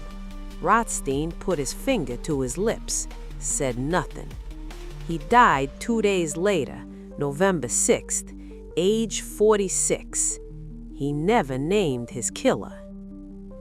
The poker game. 2 months before the shooting, Rothstein sat in a high-stakes poker game, 3 days. By the end, Rothstein owed $320,000. He refused to pay, said the game was rigged. The other players pressured George McManus, the host, to collect. McManus owed Rothstein $51,000 himself. McManus called Rothstein, invited him to the Park Central Hotel, room 349. That's where Rothstein got shot. The investigation. Police arrested McManus for murder, but the investigation was a disaster. Detectives waited 3 weeks to search Rothstein's offices. By then, his personal papers had been stolen. Key witnesses disappeared, others gave hazy testimony. McManus's lawyer got him acquitted. The case remains officially unsolved 97 years later. The theories. Some believe McManus shot Rothstein during an argument. The gun went off accidentally. That's why Rothstein only took one bullet to the stomach instead of multiple shots to the head. Others believe Dutch Schultz ordered the head, revenge for Rothstein's associate killing Joey No's friend. Years later, McManus reportedly confessed while drunk, told people, "I did it, you know? I was the one who gave it to Rothstein." But McManus was already acquitted. Double jeopardy. He couldn't be tried again. Nobody was ever charged. The murder remains unsolved 97 years later. Mystery number 2. Who killed Bugsy Siegel? June 20th, 1947, Beverly Hills, California. Benjamin Bugsy Siegel sat on a couch at 810 North Linden Drive, his girlfriend Virginia Hill's rented mansion. Hill was in Paris after a fight with Siegel. Siegel was reading the Los Angeles Times. His associate, Alan Smiley, sat next to him. 10:45 p.m., 9 shots fired through the window, a .30 caliber M1 carbine.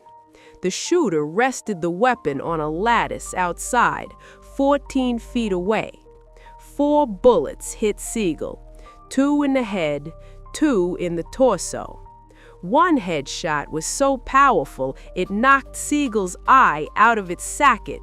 The eye landed 15 feet away on the tile floor. Siegel died instantly, age 41. The shooter disappeared into the night. The Flamingo problem.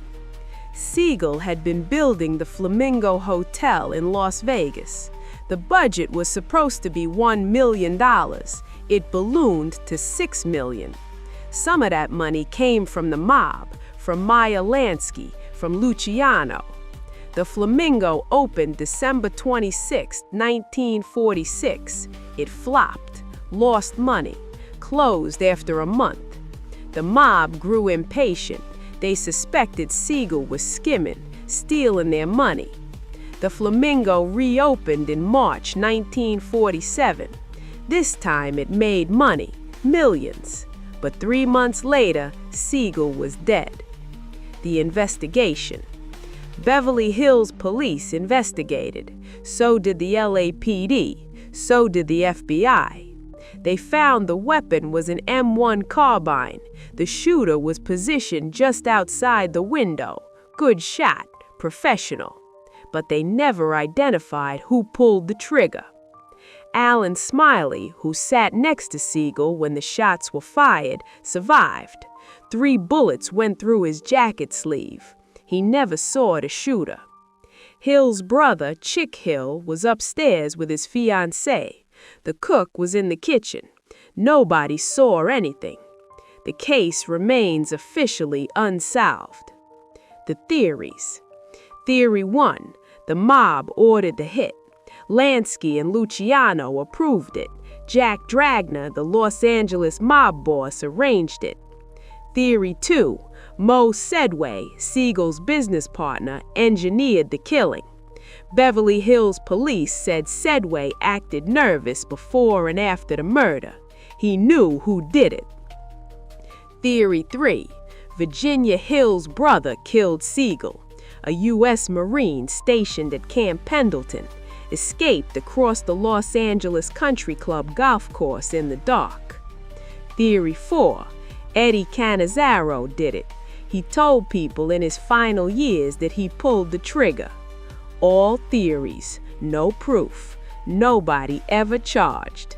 77 years later, the murder remains unsolved.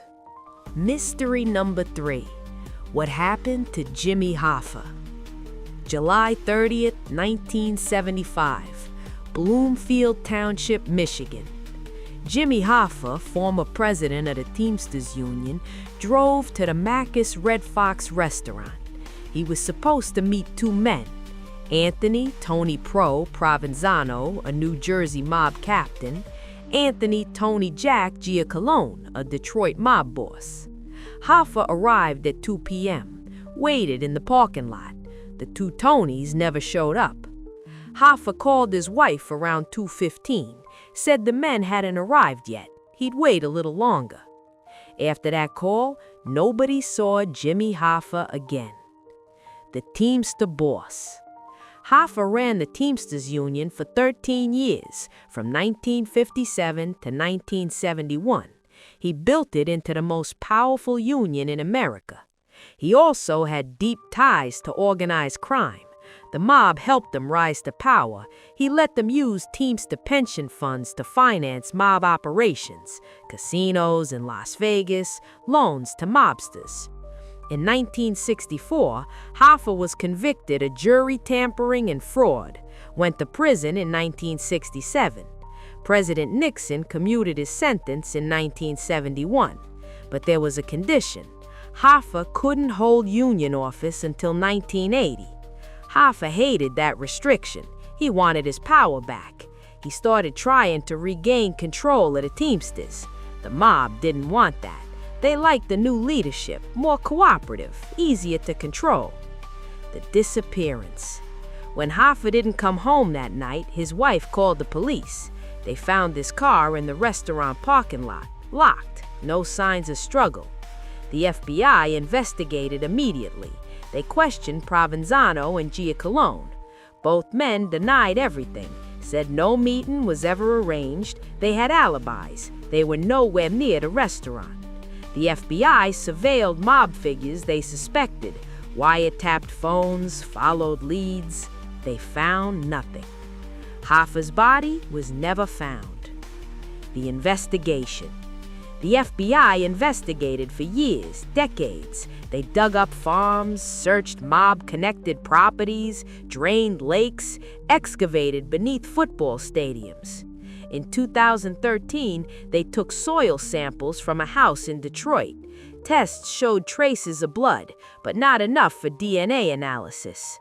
The investigation remains open, but every witness is dead, every lead cold.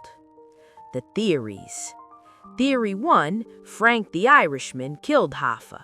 Sharon confessed before he died, said mob boss Russell Bufalino ordered the hit. Sharon shot Hoffa in a Detroit house. The body was cremated. Theory 2, Chucky O'Brien, Hoffa's foster son, drove Hoffa to the hit, picked him up from the restaurant, took him to a house. Mob hitmen were waiting. O'Brien denied this until his death. Theory 3, Hoffa was killed and dismembered. The body was dumped in the concrete foundation of Giant Stadium during construction. Theory 4, Hoffa was crushed in a car compactor. The car was then melted down at a Detroit steel mill. All theories. No proof, no body, no conviction. 49 years later, the disappearance remains unsolved. 3 mob informants. 3 men who broke omerta. 3 testimonies that destroyed organized crime. Joe Valachi testified in 1963, first made man to publicly admit the Mafia existed. His testimony exposed La Cosa Nostra to the world. Tommaso Busetta testified in 1985 and 86, the Pizza Connection, the Maxi Trial, 475 indictments, 338 convictions. Sammy Gravano testified in 1992, on the boss at a Gambino family. His testimony convicted John Gotti, 37 mobsters total. For decades, the Mafia's power came from silence. Omerta, the code. You don't talk to cops, you don't testify, you don't cooperate, ever. But these 3 men broke it anyway, and when they did, entire families collapsed. This is the story of 3 informants who changed everything. Joe Valachi, October 1963. Joe Valachi was a soldier, low level, just a guy who did what he was told, gambling, loan sharking, sometimes muscle work.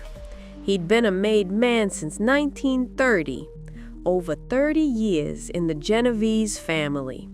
He knew how things worked, the structure, the rules, the rituals. In 1959, Valachi was convicted on narcotics charges, 15 years in federal prison, sent to Atlanta U.S. Penitentiary.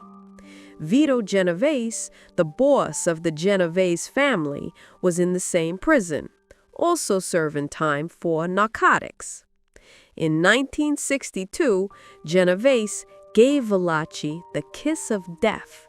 At least, that's what Valachi believed. A kiss on the cheek. In mob culture, that meant you were marked for murder. Valachi panicked. He was convinced Genovese had put a contract on him, convinced someone in the prison was sent to kill him. June 22, 1962. Valachi was in the prison yard. He saw an inmate he thought was the hitman, Joseph Di Palermo, a Mafia member Valachi believed Genovese had contracted.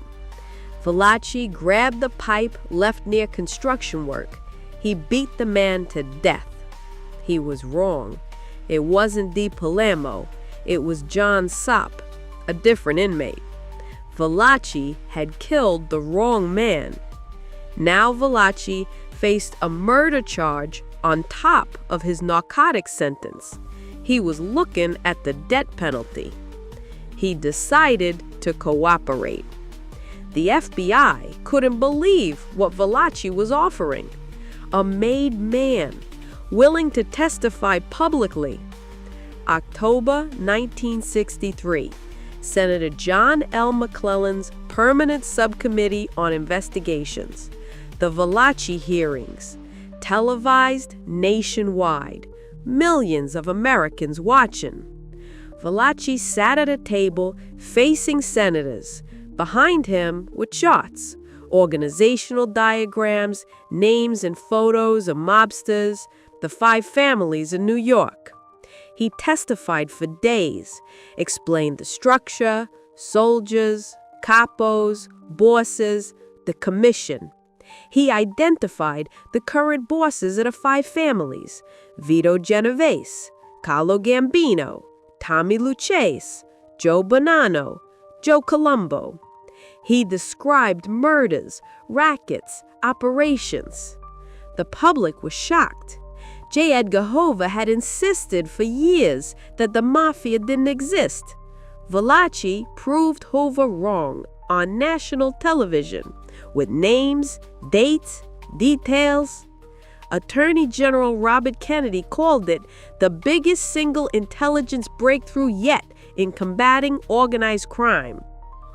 Valachi's testimony didn't directly convict many people. Most of what he described was too old, but it educated law enforcement, gave them a roadmap. It led to new laws, wiretap authorization, witness protection programs, eventually RICO. Valachi never left prison. He'd been sentenced to life for the murder of John Sopp. He died in 1971, heart attack, age 66. But his testimony changed everything. He was the first to break omerta publicly. After Valachi, informants became more common. The code of silence started to crack. Tommaso Buscetta, 1984 to 1986. Tommaso Buscetta was different from Valachi. He wasn't low level. He was a respected member of the Sicilian Mafia, connected to major families. By the early 1980s, Sicily was in a war, the Second Mafia War. Salvatore Riina, leader of the Corleonesi clan, was consolidating power violently, killing rival bosses. Buscetta's family was targeted. September 11, 1982.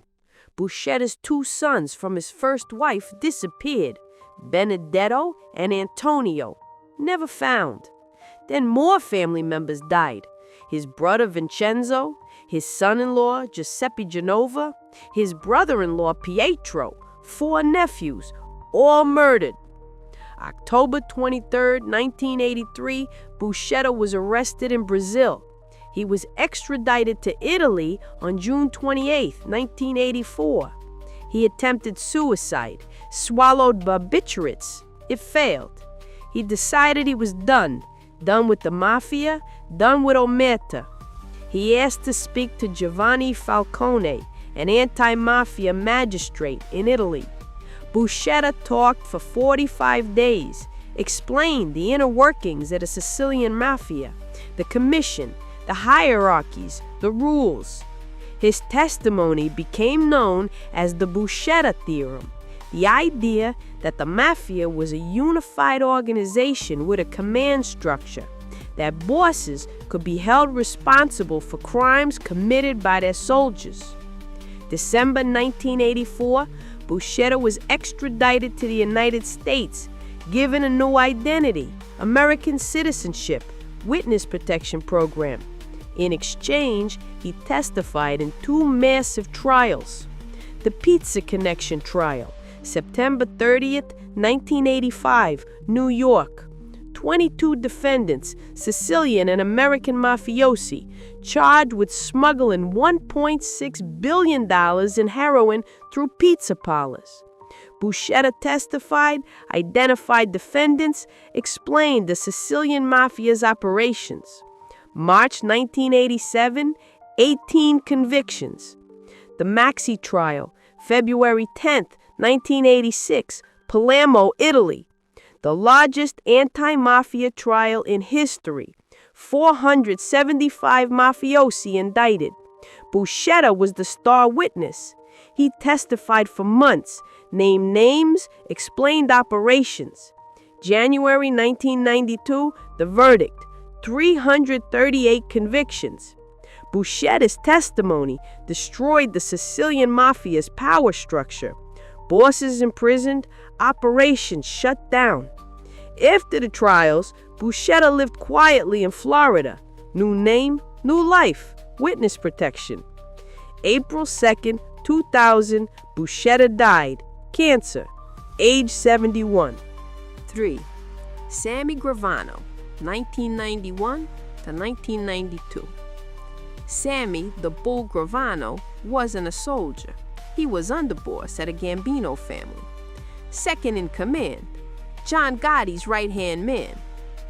Gravano had been with Gotti since December 16, 1985, the Sparks Steakhouse hit. When Gotti ordered Paul Castellano killed, Gravano helped plan it, stood across the street, watched it happen. After Castellano's murder, Gotti became boss. Gravano became underboss. For 5 years, they ran the Gambino family together. But the FBI was watching. Surveillance, wiretaps. Thanksgiving 1989, the FBI planted bugs in an apartment above the Ravenite Social Club, Gotti's headquarters. Gotti felt safe there, away from the club. Just him, Gravano, and consigliere Frank Locascio. He talked freely, ordered murders, discussed family business, complained about his own people. All of it recorded. December 11, 1990, evening. The FBI raided the Ravenite, arrested Gotti, Gravano, and Locascio. The charges were serious: racketeering, 5 murders, conspiracy. The evidence was overwhelming, 600 hours of recordings. Then Gravano heard the tapes, what Gotti had said about him. Gotti blamed him for things, talked behind his back. Gravano made a decision. He flipped. November 13, 1991. Gravano agreed to cooperate. He testified against Gotti, against everyone. This wasn't a soldier flipping. This was an underboss, the highest-ranking mobster to ever become a government witness. The trial started in early 1992. Gravano testified for 9 days. He described murders, running the family, the Sparks Steakhouse hit. He admitted to 19 murders in various roles: planning, organizing, participating. He testified about Gotti, about how the family operated. about everything. April 2nd, 1992, the jury delivered its verdict. Guilty, all charges. John Gotti was sentenced to life in prison without parole. He died there in 2002. But Gravano's testimony didn't stop with Gotti. He testified in other trials against other mobsters, 37 convictions total. Gravano entered witness protection, served 5 years for his own crimes, got out in 1995. He tried to go straight, but in 2000, he was arrested again, running an ecstasy ring in Arizona. He was sentenced to 20 years, released in 2017. He lives in Arizona now. Gravano destroyed the Gambino family, the boss, the structure, the operations, all dismantled because the underboss flipped. Movies have given us a specific image: cold, professional, calculating. Men who follow a code, who never make stupid mistakes. But the real mafia, much stranger, much more bizarre. A mob boss who drank gallons of milk while running bootlegging operations during Prohibition. A fugitive mobster caught because he couldn't resist celebrating his soccer team's championship. The American Mafia put out a hit because someone forced themselves on a nun. These aren't movie plots. These are real, verified, documented. Here are 6 bizarre things that sound false but are actually true about the Mafia. Fact number 1. The godfather of organized crime was a teetotaler who drank milk. Arnold Rothstein, known as the Brain, the Big Bankroll, the man who essentially invented modern organized crime in America. He fixed the 1919 World Series, ran bootlegging operations during Prohibition that made him millions, financed nearly every major criminal operation in New York, mentored Charles Lucky Luciano and Meyer Lansky. But the bizarre part, Rothstein never drank alcohol, never smoked, despised drugs. During Prohibition, while making a fortune smuggling illegal alcohol, his drink of choice was milk, huge quantities, constantly. Biographers noted he frequently suffered from stomach trouble, leading them to wonder if Arnold Rothstein, the man who controlled New York's bootlegging empire, was lactose intolerant. He also ate figs, drank water, never chewed gum, never cursed, was described as mild-mannered and conservative in habit. This was the man financing rum-running operations, setting up drug smuggling routes from Europe, orchestrating the biggest gambling fixes in American history. F. Scott Fitzgerald met Rothstein and fictionalized them as Maya Wolfsheim in The Great Gatsby, the character who fixed the World Series. Damon Runyon also met Rothstein and turned them into Nathan Detroit and Guys and Dolls, the dapper proprietor of the oldest established permanent floating crap game in New York. But the real Rothstein, he wouldn't touch alcohol, just milk. Rothstein anticipated America's demand for drugs in the 1920s. He set up a business-like efficient model for narcotics importation. His buyers made deals with heroin factories across Europe. He financed the purchase, transportation, and sale of drugs throughout the eastern United States, but he never used any of it himself. He despised being around people using drugs. Nonetheless, he had no reservations about capitalizing on the drugs ruining their lives. His philosophy was simple. That was their choice, not his. He was just a businessman. November 4th, 1928. Rothstein was shot during a business meeting. He refused to tell police who did it. Died the next day. age 46. The milk-drinking mobster who built an empire. Fact number 2. A Mafia fugitive was caught because he couldn't resist celebrating his soccer team. May 4th, 2023, Corfu, Greece. Vincenzo Laporta had been on the run for 11 years, member of the Calabrian Camorra Syndicate, one of Italy's most dangerous fugitives, wanted for criminal association, tax evasion, and fraud. He'd been living quietly in Corfu under a false identity, blending in, staying invisible. Then his soccer team won. SSC Napoli, Naples team. They won their first Italian Serie A championship since 1990, their first in 33 years. Pictures and videos of celebrations spread across social media.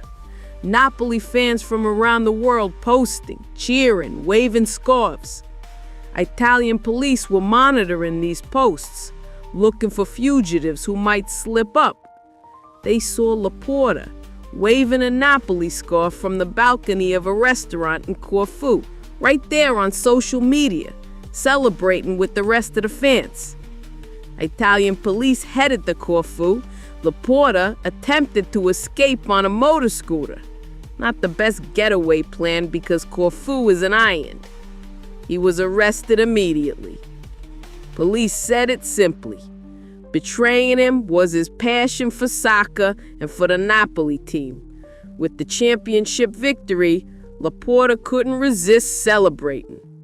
11 years successfully hiding ended because of a soccer match. Fact number 3. The American Mafia put out a hit on a person that forced themselves on a nun.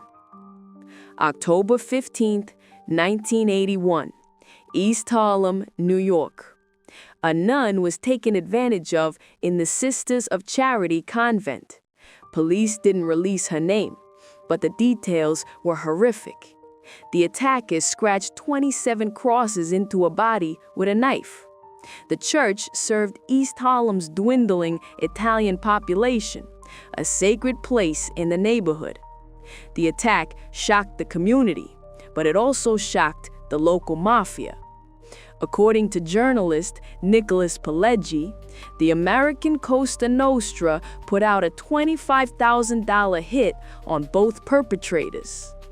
These were local mafia chiefs with long Catholic memories who were still capable of being scandalized, Pileggi wrote. The attack was a violation of sacred space and a sacred person, a big no-go in American mafia culture. 2 men were arrested, Harold Wells and Max Lindemann. The fear of the mob hit was real enough that both were found guilty. Lindemann got 15 years, Wells got 20. Whether the hit was real or not, the threat was enough. The mob's reputation for violence served its purpose. Fact number 4. Lucky Luciano and Maya Lansky met when Luciano tried to mug Lansky. The early 1900s, New York's Lower East Side. Maya Lansky was Jewish, young, walking through the wrong neighborhood. Charles Lucky Luciano led an extortion gang. He targeted Jewish kids. Most of them didn't resist. Easy targets, easy money. Luciano approached Lansky, demanded money. Lansky refused. Luciano figured Lansky would be like most Jews he'd mugged before. Hand over the cash, walk away. But Lansky fought back. Luciano was impressed. Most people didn't stand up to him. This Jewish kid did. Instead of beating him up, Luciano decided Lansky had guts. They started talking, realized they could work together. That mugging turned into one of the most powerful partnerships in organized crime history. Luciano went on to become one of the founders of modern American organized crime, created the Commission, organized the 5 families. Lansky became the mob's financial genius, ran gambling operations in Cuba, Las Vegas, made millions. The FBI could never build a case against him strong enough for conviction. All because Lansky refused to hand over his money during a mugging. Fact number 5. A mobster feigned insanity for 30 years by wandering around in a bathrobe. Vincent Luis Gigante, the Chin, boss of the Genovese crime family. For about 30 years, he pretended to be mentally ill to avoid prosecution, to make it impossible for the government to put him on trial. He'd wander the streets of Greenwich Village, wearing a bathrobe, slippers, mumbling gibberish to himself. The media called him the Odd Father and the Enigma in the bathrobe. He'd show up to court hearings looking disheveled, confused. His lawyers argued he was incompetent to stand trial. For 30 years, this act worked. Prosecutors couldn't prove he was faking. He'd committed to the role completely. But the FBI was patient.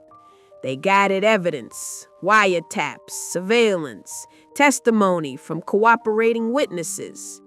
They caught him on tape, talking clearly, giving orders, running the family. No confusion, no mental illness, all business. In 1997, Gigante was convicted.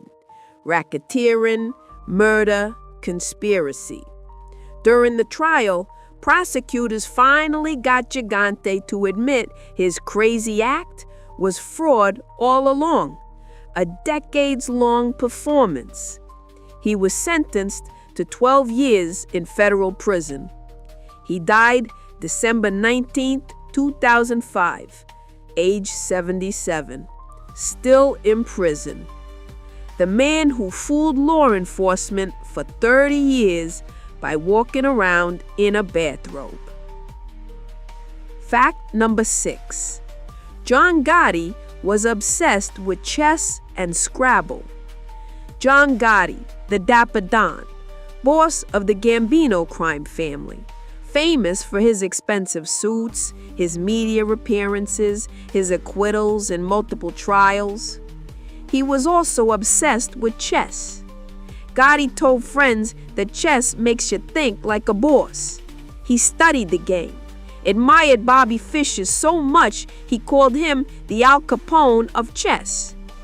But Gotti didn't just play chess, he also loved Scrabble, and he bet on it. According to author Sal Polisi in the Sinatra Club, My Life Inside the New York Mafia, Gotti would bet money on Scrabble games. One evening, Gotti put money down on the word Ken. The stakes rose higher and higher. Other mobsters thought Gotti was wrong, that Ken wasn't a real word. Finally, Polisi opened the dictionary. He had to read it aloud so everybody know Gotti was right. Ken means knowing, or to have knowledge about something. Gotti collected his winnings. This is the same John Gotti who ordered murders, who ran the most powerful crime family in America, who was convicted of 5 murders, racketeering, and conspiracy. But when he wasn't ordering hits, he was playing Scrabble and betting on obscure 3-letter words. Gotti died June 10, 2002. Federal prison. Throat cancer. Age 61. 3 mob bosses. 3 powerful men who controlled criminal empires. 3 leaders who trusted the wrong people. Joe Masseria trusted his lieutenant, Lucky Luciano, went to lunch with him. Luciano walked him into an ambush. Albert Anastasia trusted his underboss, Carlo Gambino. Gambino partnered with a rival and ordered him killed in a barber shop. Paul Castellano trusted his capo, John Gotti. Gotti shot him on a Manhattan sidewalk during rush hour. In the mob, loyalty is supposed to be absolute. You take an oath. You swear omerta. You put the family above everything. But loyalty lasts exactly as long as is profitable. The moment a boss becomes a problem, too violent, too greedy, too weak, someone decides it's time for a change. These aren't stories about rival families going to war. These are stories about betrayal from within, about ambitious underlings who looked at their boss and decided they could do better. This is what happens when the mob kills its own. Joe Masseria, April 15, 1931. Giuseppe, Joe the Boss Masseria, ran New York's largest crime family in the 1920s. He controlled gambling, extortion, bootlegging during Prohibition. But by 1930, he was fighting a war, the Castellamares War. Salvatore Maranzano, a rival boss, wanted control of New York. The war lasted over a year, dozens dead. Masseria's lieutenant was Charles Lucky Luciano. Smart, ambitious. Luciano was tired of the war. It was bad for business. The violence drew attention. Luciano had a vision, a modernized mafia, organized, business-focused, less violence, more profit, multiple families cooperating instead of fighting. But Masseria and Maranzano were old-school Sicilians. They believed in total control. Winner takes everything. Luciano saw a different path. End the war. Get rid of both old bosses. Create something new. So, Luciano made a deal with Maranzano. He'd betray Masseria, kill his own boss. In exchange, Maranzano would end the war. Luciano would take over Masseria's operations. April 15, 1931, around 3 p.m., Luciano invited Masseria to lunch at Nueva Villa Tamaro, a restaurant at 2715 West 15th Street in Coney Island, one of Masseria's regular spots. Masseria arrived in his steel-armored sedan with 2 bodyguards. They sat at a table in the back. Luciano was already there. Masseria ordered bread, wine, coffee. They ate, then settled into a game of pinochle. The restaurant owner, Gerardo Scarpato, told his mother-in-law to stay in the kitchen. Then he left the building. That was the signal. As Masseria focused on his cards, Luciano excused himself, said he needed to use the bathroom. The moment Luciano left the table, 4 gunmen burst in. Albert Anastasia, Vito Genovese, Joe Adonis, Benjamin Bugsy Siegel, all of Masseria's own men, all working for Luciano. They opened fire from behind, 20 shots from 32 and 38 caliber pistols. 5 bullets hit Masseria, 4 in the back, 1 in the head. Masseria slumped forward, slammed into the table, then fell to the floor, dead instantly. The gunman ran out, jumped into a stolen car. Ciro, the Artichoke King Terranova, was supposed to drive, but he froze. Siegel had to shove him out of the driver's seat and take over. Police arrived, found Masseria's body on the floor, cards scattered. The famous crime scene photo shows him lying on his back, an ace of spades in his fingers. His autopsy showed he died on an empty stomach. The bread, wine, and coffee he'd ordered, he never ate them. No witnesses came forward. Luciano was detained for questioning. He'd been in the bathroom, didn't see who did it. Nobody was ever convicted. The Castellamares War ended immediately. Maranzano took control of Masseria's operations. Luciano became his right-hand man. 5 months later, Luciano would kill Maranzano too. 2. Albert Anastasia, October 25th, 1957. Albert Anastasia ran Murder Incorporated in the 1930s and 40s, the enforcement arm that killed hundreds for the mob. By 1957, he was boss of what's now the Gambino crime family. Anastasia was violent, unpredictable. He killed for profit, but also for personal reasons. Saw someone on TV testifying against the mob, ordered him killed, just because it offended him. Other bosses feared him, not respected him, feared him. There's a difference. By the late 1950s, two men wanted him dead. Vito Genovese, who was consolidating power across New York, and Carlo Gambino, Anastasia's own underboss. Gambino was patient, calculating. He'd been Anastasia's number two for years, waiting, planning.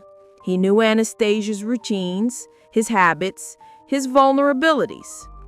Gambino approached Genovese with a proposal. We kill Anastasia, I take over his family.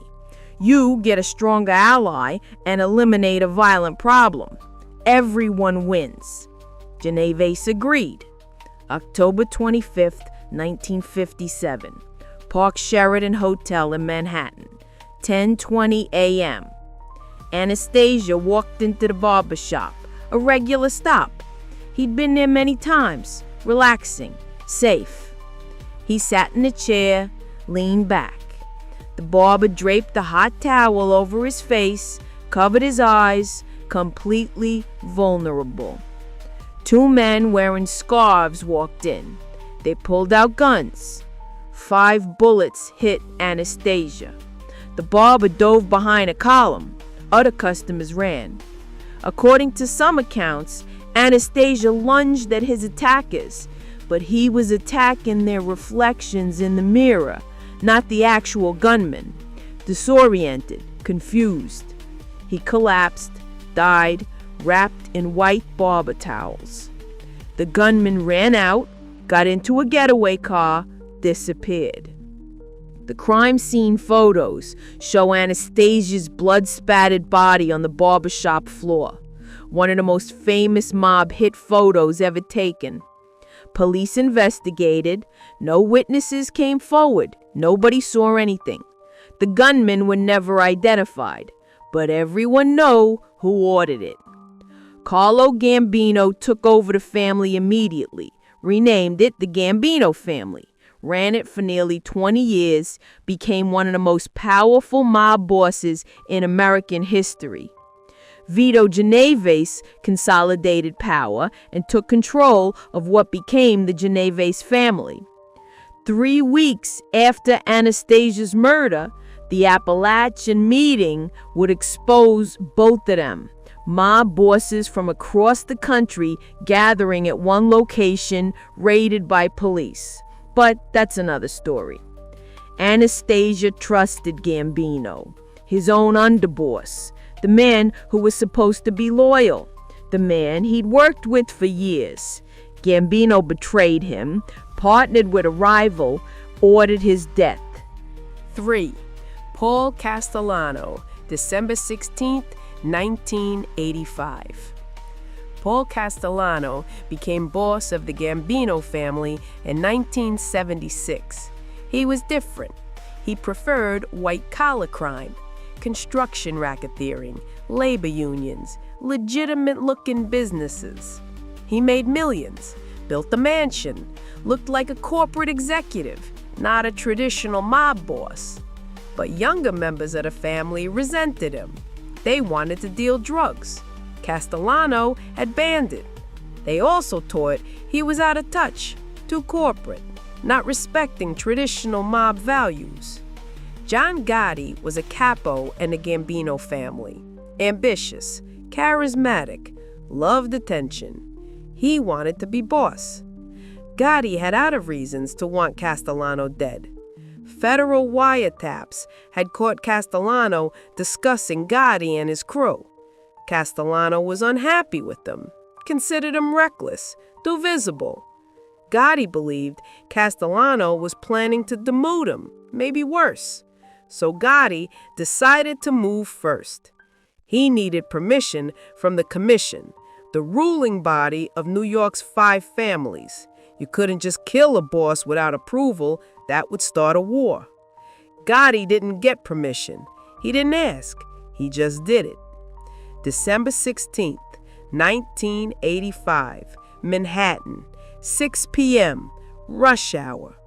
Castellano and his underboss, Thomas Bellotti, were going to dinner at Sparks Steakhouse, East 46th Street. A nice restaurant, regular reservation. Castellano went there often. Same time, same routine. The street was packed. Holiday shoppers, commuters heading home, busy, crowded. Castellano's black Lincoln pulled up. Bellotti was driving. Castellano sat in the passenger seat. They parked, started to get out. 4 men in identical trench coats and fur hats approached. Calmly, they pulled out guns. 6 shots hit Castellano, 2 in the body, 4 in the head. He collapsed onto the sidewalk, dead instantly. Bellotti tried to react. Too late. He was shot multiple times, died next to Castellano. The gunmen walked away. Didn't run, just walked. Disappeared into the crowd. John Gotti watched from a car parked across the street. He wanted to make sure it was done right. Once he saw both men down, he drove away. Police arrived to find 2 bodies on a Manhattan sidewalk in front of one of the city's most popular steakhouses. During rush hour, blood everywhere, shocked bystanders. The hit made headlines. The audacity shocked people, the location, the timing, the brazen nature of it. Gotti took over the Gambino family immediately. He'd eliminated his boss, seized power. Nobody challenged him. Nobody dared.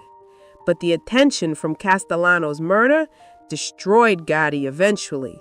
The FBI targeted him relentlessly. Surveillance, wiretaps, informants, they were determined to take him down. In 1992, Gotti was convicted. Racketeering, murder, conspiracy, life in prison without parole. He died in prison in 2002, throat cancer, age 61. Castellano trusted his position, thought being boss protected him, thought the rules still mattered. They didn't. His own capo shot him on a public street. 3 Mafia news stories. 3 headlines that sound too bizarre to be real, but they're all true. A mafia boss on the run for 30 years gets caught at a cancer clinic. A fugitive mobster hides as a pizza chef and gets busted after the restaurant posts about him on Facebook. And the mob runs rigged poker games featuring NBA players as bait. These aren't movie plots. These are real news stories from the last few years. Headline number 1. Mafia boss caught at cancer clinic after 30 years on the run. January 16, 2023. Palermo, Sicily. Over 100 specialized agents surrounded La Maddalena Clinic, a private medical facility, upscale, known for treating cancer patients. Inside, a man sat in the waiting room, appointment booked under the name Andrea Bonafede. He wore a brown leather jacket, a white and brown skull cap, tinted glasses. The agents moved in, surrounded him, asked for identification. The man didn't resist. He admitted who he really was. Matteo Messina Denaro, Italy's most wanted fugitive. On the run for 30 years, convicted in absentia of multiple life sentences. He'd been hiding in Western Sicily the entire time, living right under the authorities' noses, helped by complicit townspeople who never reported him. But he needed medical treatment, colon cancer, chemotherapy. He'd been receiving treatment as an outpatient at the Palermo Clinic for about a year, using a fake identity. Italian authorities had been tracking him for years. They'd discovered evidence he was receiving chemotherapy. They dug into Italy's National Health System database, cross-referenced patients, ages, conditions, locations. They found him, waited for his next appointment, took him into custody. Messina Denaro had been on the run since 1993. He was considered Mafia nobility, one of the last 3 top bosses. The others were Salvatore Riina and Bernardo Provenzano. Both had also evaded capture for decades before finally getting arrested. Messina Denaro was convicted of helping mastermind some of Sicily's most heinous crimes. The 1992 murders of anti-mafia prosecutors Giovanni Falcone and Paolo Borsellino. Bomb attacks that killed Falcone's wife and several bodyguards. A series of bombings in 1993 in Florence, Rome, and Milan that killed 10 people. He was also convicted of ordering the murder of an 11-year-old boy, Giuseppe De Matteo, the son of a mafia turncoat. The boy was kidnapped, held for 2 years, strangled. His body dissolved in a vat of acid. When Messina Denaro was arrested, Palermo's chief prosecutor declared, "We have captured the last of the massacre masterminds." Eyewitnesses said when people realized who had been captured, they cheered, applauded the police. Italy's prime minister tweeted, "A great victory for the state." After his arrest, Messina Denaro began serving his multiple life sentences in a maximum security prison. He continued receiving chemotherapy, but his condition worsened. 2 surgeries, more complications. He was transferred to the prison ward of a hospital. September 25th, 2023, 9 months after his capture, Matteo Messina Denaro died. Colon cancer, age 61, 30 years on the run, caught at a cancer clinic, dead 9 months later. The man who'd evaded capture for 30 decades got caught because he needed medical treatment and couldn't stay away from doctors. Headline number 2. Fugitive mafia boss caught working as a pizza chef after restaurant posts about him on Facebook. January 31st, 2023, Saint-Étienne, France. Just 2 weeks after Matteo Messina Denaro's arrest, Italian anti-mafia police arrested another mobster on the run. Edgardo Greco, age 63, member of the Calabrian 'Ndrangheta, one of Italy's most powerful crime syndicates. Greco had been convicted in absentia in 1991 for double homicide, the murders of brothers Stefano and Giuseppe Bartolomeo. Prosecutors said Greco killed them with iron bars, then dissolved their bodies in acid. He'd been on the run for 16 years since his conviction. Authorities found him in France, working at Cafe Rossini Italian restaurant under the alias Paolo Demetrio. His job? Pizzaiolo, pizza chef. He'd been living there, working, blending in. Nobody suspected anything. Then the restaurant made a mistake. A local French newspaper, Le Progrès, wrote an article featuring the restaurant, talked about their Italian pizza chef. The restaurant was proud. They posted the article on their official Facebook page. Nicola Gratteri, the anti-mafia prosecutor leading the investigation, saw it, or someone on his team did. They started investigating, checked the details, realized the pizza chef matched the description of Edgardo Greco. Police also discovered Greco regularly posted on social media under his false name, active online, sharing photos, living his life as Paolo Demetrio. Authorities moved in, arrested him at the restaurant. Roberto Saliano, a journalist and author who's been living under police protection since writing about the mafia, told reporters this behavior is typical. It's common for mafia bosses to crave attention. Look at Al Chapo, who wanted to meet Sean Penn to make a movie about him, and Al Capone wanted to go on the movie set as Scarface. Mobsters on the run can't help themselves. They want recognition. They want to be noticed, even when staying invisible is the only thing keeping them alive. Greco got caught because a restaurant posted an article about him on Facebook. After 16 years successfully hiding, social media exposed him. Headline number 3. Mafia runs rigged poker games with NBA players as bait. October 24th, 2025. Brooklyn, New York. Federal prosecutors announced a massive indictment, nearly 40 people arrested, charges related to illegal sports betting and rigged high-stakes poker games. But here's what made it crazy. 4 of New York's 5 organized crime families were allegedly involved. The Gambino family, the Genovese family, the Bonanno family, and the Lucchese family. Working together, running sophisticated gambling operations. And they were using NBA players and coaches as bait. The scheme worked like this. The mob would organize exclusive, high-stakes poker games. They'd hold them at upscale locations, a townhouse in Manhattan, locations in Las Vegas, Miami, Long Island. To attract wealthy players, they'd use face cards, famous people at the table.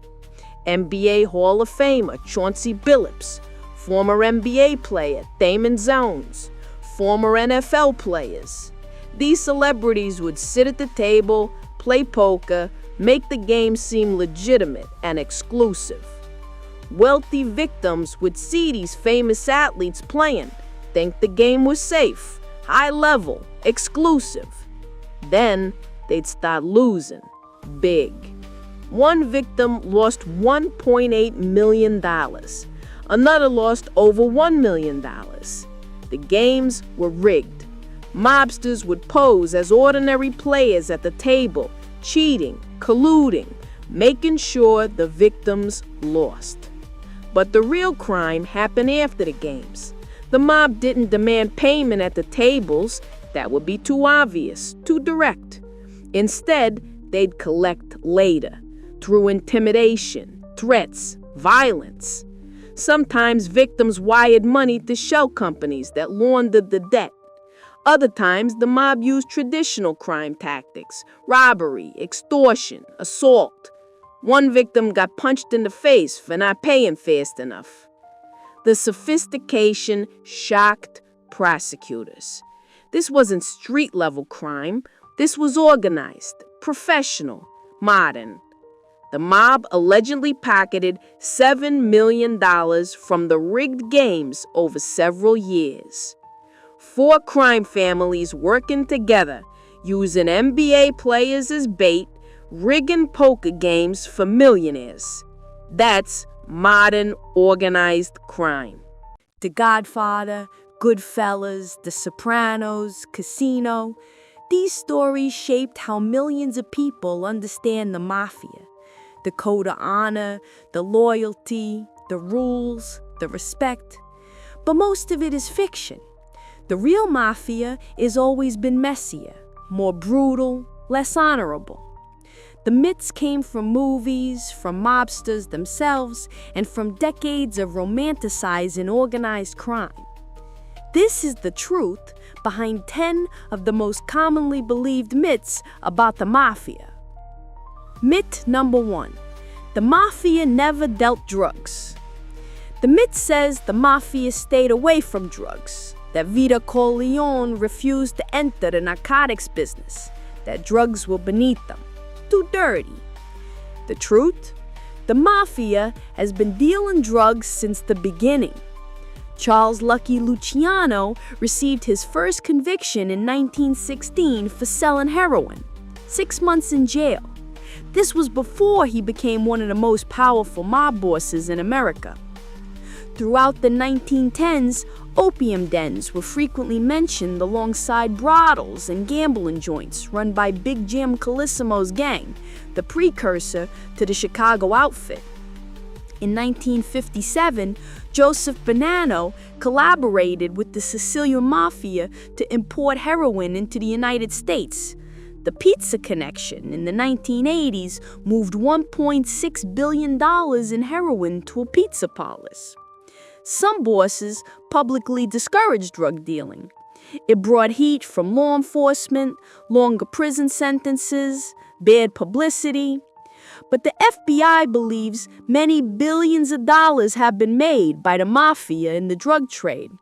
High-ranking members in John Gotti's Gambino family were implicated in drug investigations despite official bans. The myth came from the mobsters themselves. Joseph Bonanno wrote in his autobiography, "I did not tolerate any dealings in prostitution or narcotics. Perhaps other families didn't adhere to my strict guidelines, but this was my way." What people say and what they do are two different things. The Mafia has always dealt drugs. They just lied about it. Myth number 2. The Mafia only kills other mobsters.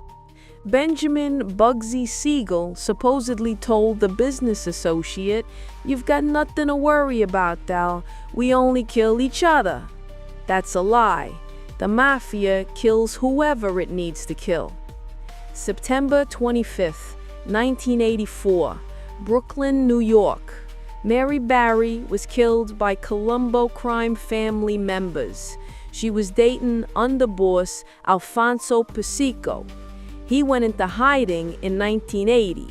His associates feared she knew where he was hiding, feared she might talk to the FBI. They killed her. August 7th, 1951, Dallas, Texas. Mildred Noble was killed by a car bomb meant for her husband, Herbert Noble. He'd been in a feud with mobster Benny Binion over gambling rackets. The bomb killed Mildred instead. April 19th, 1979, New York. Dominic Ragucci was an 18-year-old vacuum cleaner salesman. He parked in front of Roy DeMayo's home after a sales meeting. DeMayo, a Gambino hitman, was paranoid and drug-addled. He thought Ragucci was a Cuban hitman. He approached the car and killed him. Wrong man, wrong place. Children have been killed. Spouses, business owners who refuse to pay protection, witnesses, bystanders caught in bombings, anyone the mob perceived as a threat. Whether through mistaken identity, collateral damage, or loose ends, the mob will kill whoever it wants. Being innocent doesn't protect you. Myth number 3. Omerta was never broken. Omerta, the code of silence. The idea that made men never cooperate with law enforcement, never testify, never break the code. The myth says this code was absolute, that real mobsters would rather die than talk. The truth? Mobsters have been flipping since the beginning. Joe Valachi testified in 1963. First made man to publicly admit the Mafia existed. He testified on national television before the Senate. Named names, explained structures, broke omerta completely. Tommaso Bucetta testified in the 1980s, a high-level Sicilian mafioso. His testimony led to 475 indictments, 338 convictions, the largest anti-mafia trial in history. Sammy Gravino flipped in 1991. He was underboss of the Gambino family, second in command. His testimony convicted John Gotti and 36 other mobsters. Since then, hundreds of mobsters have cooperated, testified, entered witness protection, saved themselves by breaking the code. The number of former Mafia members who agree to testify has grown drastically in the last half-century. The FBI now has a wealth of information that was previously unattainable. Omerta wasn't a sacred code. It was a threat. Follow it or die. But when faced with life in prison, most mobsters chose to talk. Myth number 4. The Mafia didn't hurt women and children. The myth says the Mafia had rules. Women and children were off limits. Only men in the life got killed. The reality is far more brutal. 1996, Sicily. Giuseppe Di Matteo was 11 years old, son of a Sicilian mafia boss. He was kidnapped, held for 2 years, then strangled. His body was dissolved in a vat of acid. January 2014, Calabria, Italy. Nicola Coco Campolongo was 3 years old. Hitmen from the 'Ndrangheta mob shot him in the head as payback for a drug debt, then burned his body. 1992, Sicily. Magistrate Giovanni Falcone and his wife Francesca Morvillo were killed by a car bomb. 500 kilograms of explosives detonated under the highway. She died alongside him. Naples, a 2-year-old named Nuncio Pancali was in his mobster father's arms when he was shot in a Camorra feud. September 1982, Tommaso Buscetta's 2 sons disappeared, never found. His brother Vincenzo was murdered. His son-in-law Giuseppe Genova, his brother-in-law Pietro, 4 nephews, all killed by rival mafia families. The mafia kills women and children when it serves their purpose, to send a message, to eliminate witnesses, to settle scores, to maintain control. The myth that women and children were safe was always a lie. Myth number 5. The Mafia was honorable. Movies portray mobsters as men of honor. They follow a code. They're loyal. They have principles. The real Mafia has always been backstabbing, paranoid, and treacherous. April 15, 1931, Joe Masseria took his lieutenant Charles Lucky Luciano to lunch. They played cards after eating. Luciano excused himself to go to the bathroom. 4 gunmen walked in, shot Masseria dead. Luciano had set him up. September 10, 1931, Salvatore Maranzano had just won the Castellamarese War, declared himself boss of all bosses. 5 months later, men dressed as federal agents entered his office, stabbed and shot him to death. Luciano, who just helped him win the war, ordered the hit, watched from a car across the street to make sure it was done right. The Mafia isn't about honor, it's about money, power, survival. Mobsters betray each other constantly. They kill bosses, they kill friends, they kill family members. Loyalty lasts exactly as long as it's profitable. The moment you become a problem, you're a target. Myth number 6. Mafia families are actual families. People hear about the 5 families and assume they're blood relatives, that the Gambino family is run by Gambinos, that it's passed down through generations. That's not how it works. In 1931, the 5 families were established to distribute control in New York City. Each family was named after its founder: Gambino, Genovese, Lucchese, Bonanno, Columbo. But those names don't mean blood relation. The passage of power left bloodlines decades ago. Modern bosses aren't descendants of the original founders. The term family refers to the crime organization, the structure, the territory, not actual family relationships. Some bosses appointed their sons. Carlo Gambino wanted his son Thomas to take over. Didn't work out. Thomas Gambino never became boss. Most of the time, power goes to whoever's strong enough, ruthless enough, and smart enough to take it. Blood doesn't matter. Capability does. The family is just a criminal organization structured like the original setup from 1931.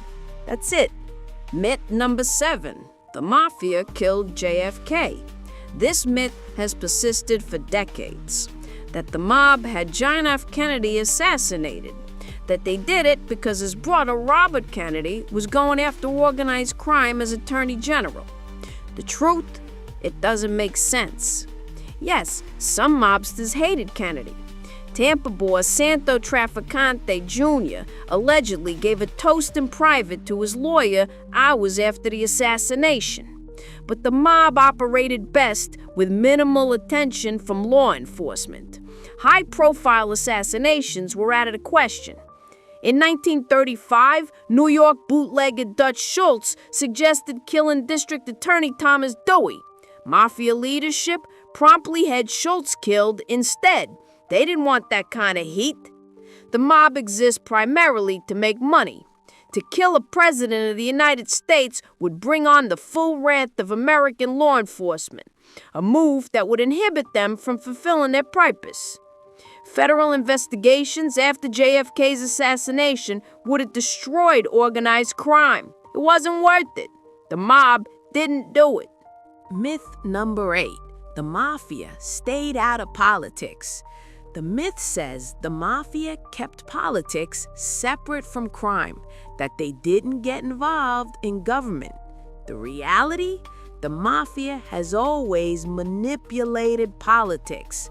Throughout Prohibition, the mob paid off cops and politicians who didn't see alcohol consumption as particularly immoral. It made bootlegging easier, more profitable. Kansas City boss Tom Pendergast controlled the Democratic Party machine. He worked with the mob, provided political cover, made sure friendly officials got elected. In New York, Frank Costello had connections throughout Tammany Hall. He influenced judges, police commissioners, politicians at every level. The Mafia didn't run for office, they bought the people who did. Campaign contributions, bribes, threats, whatever worked. Political corruption was essential to the Mafia's survival. Without it, law enforcement would have shut them down decades earlier. Myth number 9. Lucky Luciano created the 5 families. People credit Charles Lucky Luciano with creating the 5 families and organizing modern American organized crime. That's not accurate. Salvatore Maranzano created the 5 families in 1931. He just won the Castellamarese War. He organized New York's mob into 5 distinct families, each with its own territory and leadership. He modeled it after ancient Roman military hierarchies. Maranzano appointed the leaders, including Luciano, who was placed in charge of what would become the Genovese family. 5 months later, Luciano had Maranzano killed. Then, Luciano and Meyer Lansky created the Commission, a ruling body that would prevent future wars. No more boss of all bosses, just cooperation between families. Luciano didn't create the 5 families. He inherited the structure Maranzano built. Then he killed Maranzano and modified the system to eliminate absolute power at the top. Myth number 10. Al Capone was the boss of the Chicago outfit. Al Capone is probably the most famous mobster in American history. Everyone knows his name. Everyone assumes he was the undisputed boss of Chicago's mob. But Capone was never the sole boss. He was one of several leaders. Johnny Torrio brought Capone to Chicago. When Torrio retired in 1925, multiple people shared power. Capone was influential, powerful, famous, but he didn't have absolute control. The Chicago outfit operated more like a partnership between several powerful figures. Capone was the public face because he courted media attention, wore expensive suits, gave interviews, made himself famous. Other Chicago mobsters stayed quiet, operated behind the scenes. They had just as much power, more in some cases. But nobody remembers their names because they understood that staying invisible was smarter.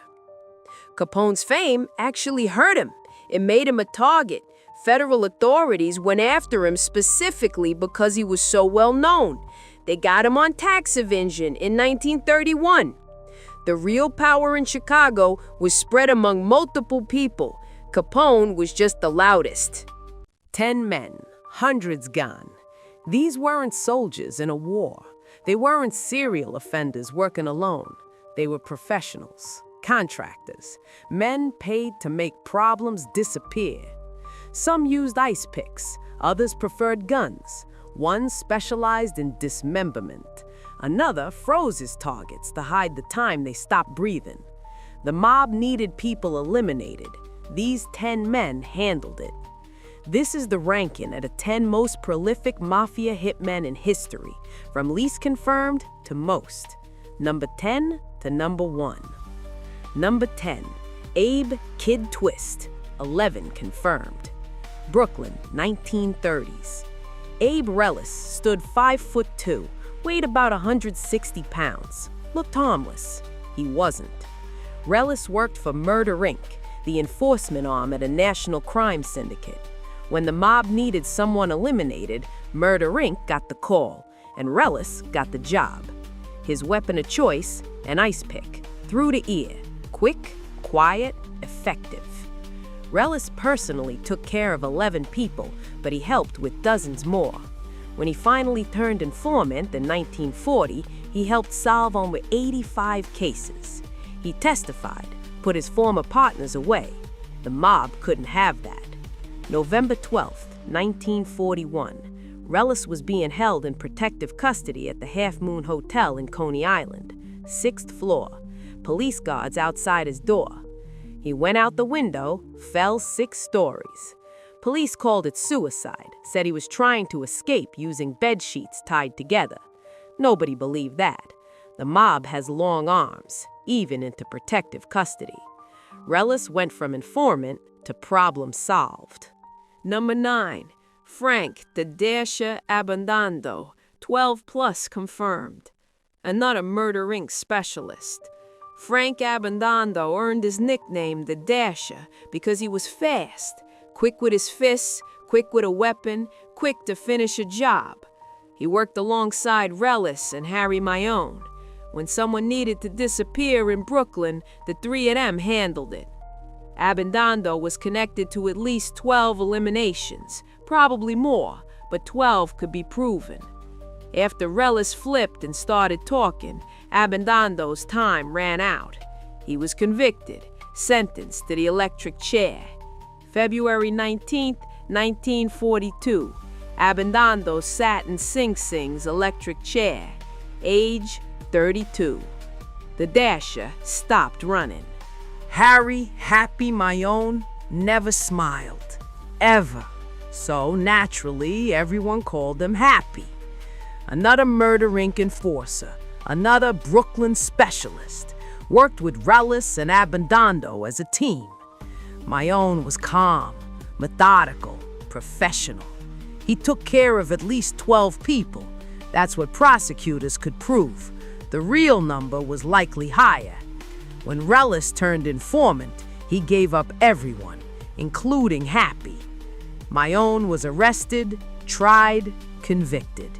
February 19th, 1942. Same day as Abandando, same electric chair. Happy Mayone's permanent frown finally ended. Number 7, Joe the Animal Barboza, 26 confirmed. Boston, 1960s. Joseph Barboza was not Italian, he was Portuguese, but the patriarchal crime family used him anyway, because Barboza was effective. They called him the Animal for a reason. He was violent, unpredictable, brutal. During one confrontation, Barboza bit off part of a man's cheek just to make a point. He's connected to 26 eliminations, confirmed, Prosecutors could prove those. Barboza probably handled more. But the mob turned on him, put a price on his head. Barboza decided to flip, became a government witness, testified against his former employers. The government relocated him, changed his identity, gave him a new life in San Francisco. It didn't matter. February 11th, 1976, Barboza walked out of his apartment in San Francisco, 4 shotgun blasts right there on the street. The animal got put down. Chester Wheeler Campbell, Detroit, 1960s through 1980s. Chester Campbell was different. He wasn't part of one family. He was freelance. Anyone could hire him. Detroit mob, drug cartels, whoever paid. Campbell had a genius-level IQ. He was smart, organized, careful. Investigators believe he eliminated over 50 people. They couldn't prove all of them, but the pattern was clear. Campbell got sloppy eventually, got caught, convicted, sentenced to life. He spent his final years in prison claiming he was innocent. Nobody believed him. Campbell passed away in prison in 2001, hepatitis C, age 65. Number 5. Harry Pittsburgh Phil Strauss, 30 to 100 estimated. Harry Strauss, Murder Inc.'s most feared enforcer. By age 25, Strauss had been arrested 17 times. Never convicted, not once. He was careful, smart, efficient. Strauss worked with multiple weapons, guns, knives, ice picks, ropes, whatever the job required. Estimates vary. Some say 30 eliminations, others say 100. Nobody knows for certain. Strauss was good at his job and good at not leaving evidence. But when reels started talking, Strauss's luck ended. He was arrested, tried, convicted. June 12, 1941, Strauss went to the electric chair at Sing Sing, age 32. Pittsburgh Phil's career ended permanently. Sicily, 1970s and 1980s. Giuseppe Greco, known as Pino, Sicilian Mafia hitman during the Second Mafia War. The war lasted from 1978 to 1983. Hundreds eliminated on both sides. Greco handled many of them personally.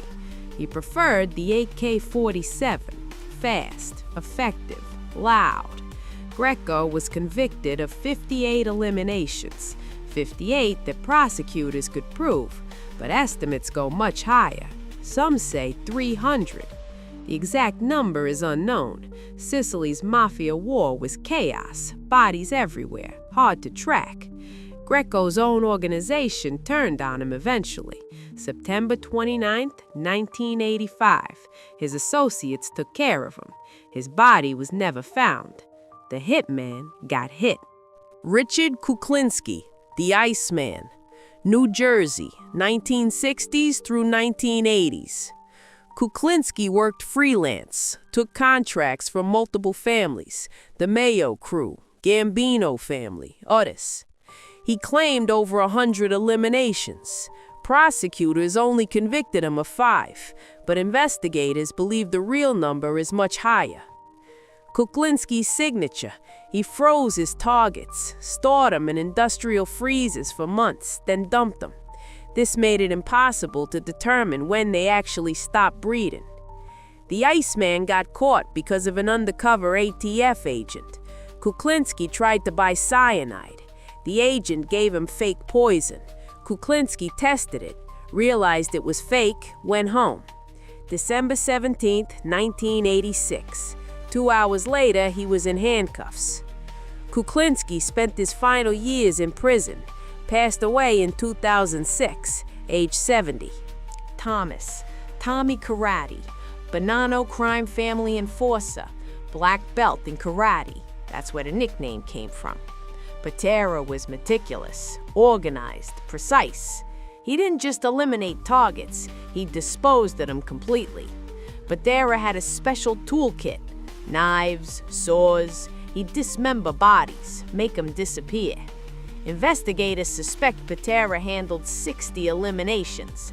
They convicted him of 6, but they found body parts buried in multiple locations, shallow graves across Brooklyn and Staten Island. Patera was arrested in 1990, convicted in 1992, sentenced to life in federal prison. He's still there. Roy DeMeo, Gambino crime family, Brooklyn and Long Island, 1970s and early 1980s. DeMeo didn't work alone. He ran a crew, but he was the leader, the organizer, the one who perfected the system. They called it the Gemini method, named after the Gemini Lounge in Brooklyn, DeMeo's headquarters. Here's how it worked. Target walks into the lounge. First crew member shoots him in the head immediately. Target drops. Second crew member stabs him in the heart, stops the blood flow. The body gets wrapped in plastic, taken to the bathroom, dismembered in the tub, packaged, disposed of. Clean, efficient, no mess in the main room. DeMeo's crew handled this operation for years. Estimates range from 70 to 200 eliminations. The exact number is unknown. Many bodies were never found. DeMeo became too notorious, too much heat. His own family saw him as a liability. January 10th, 1983. DeMeo was found in the trunk of his car, 7 gunshots. The mob eliminated their most prolific eliminator.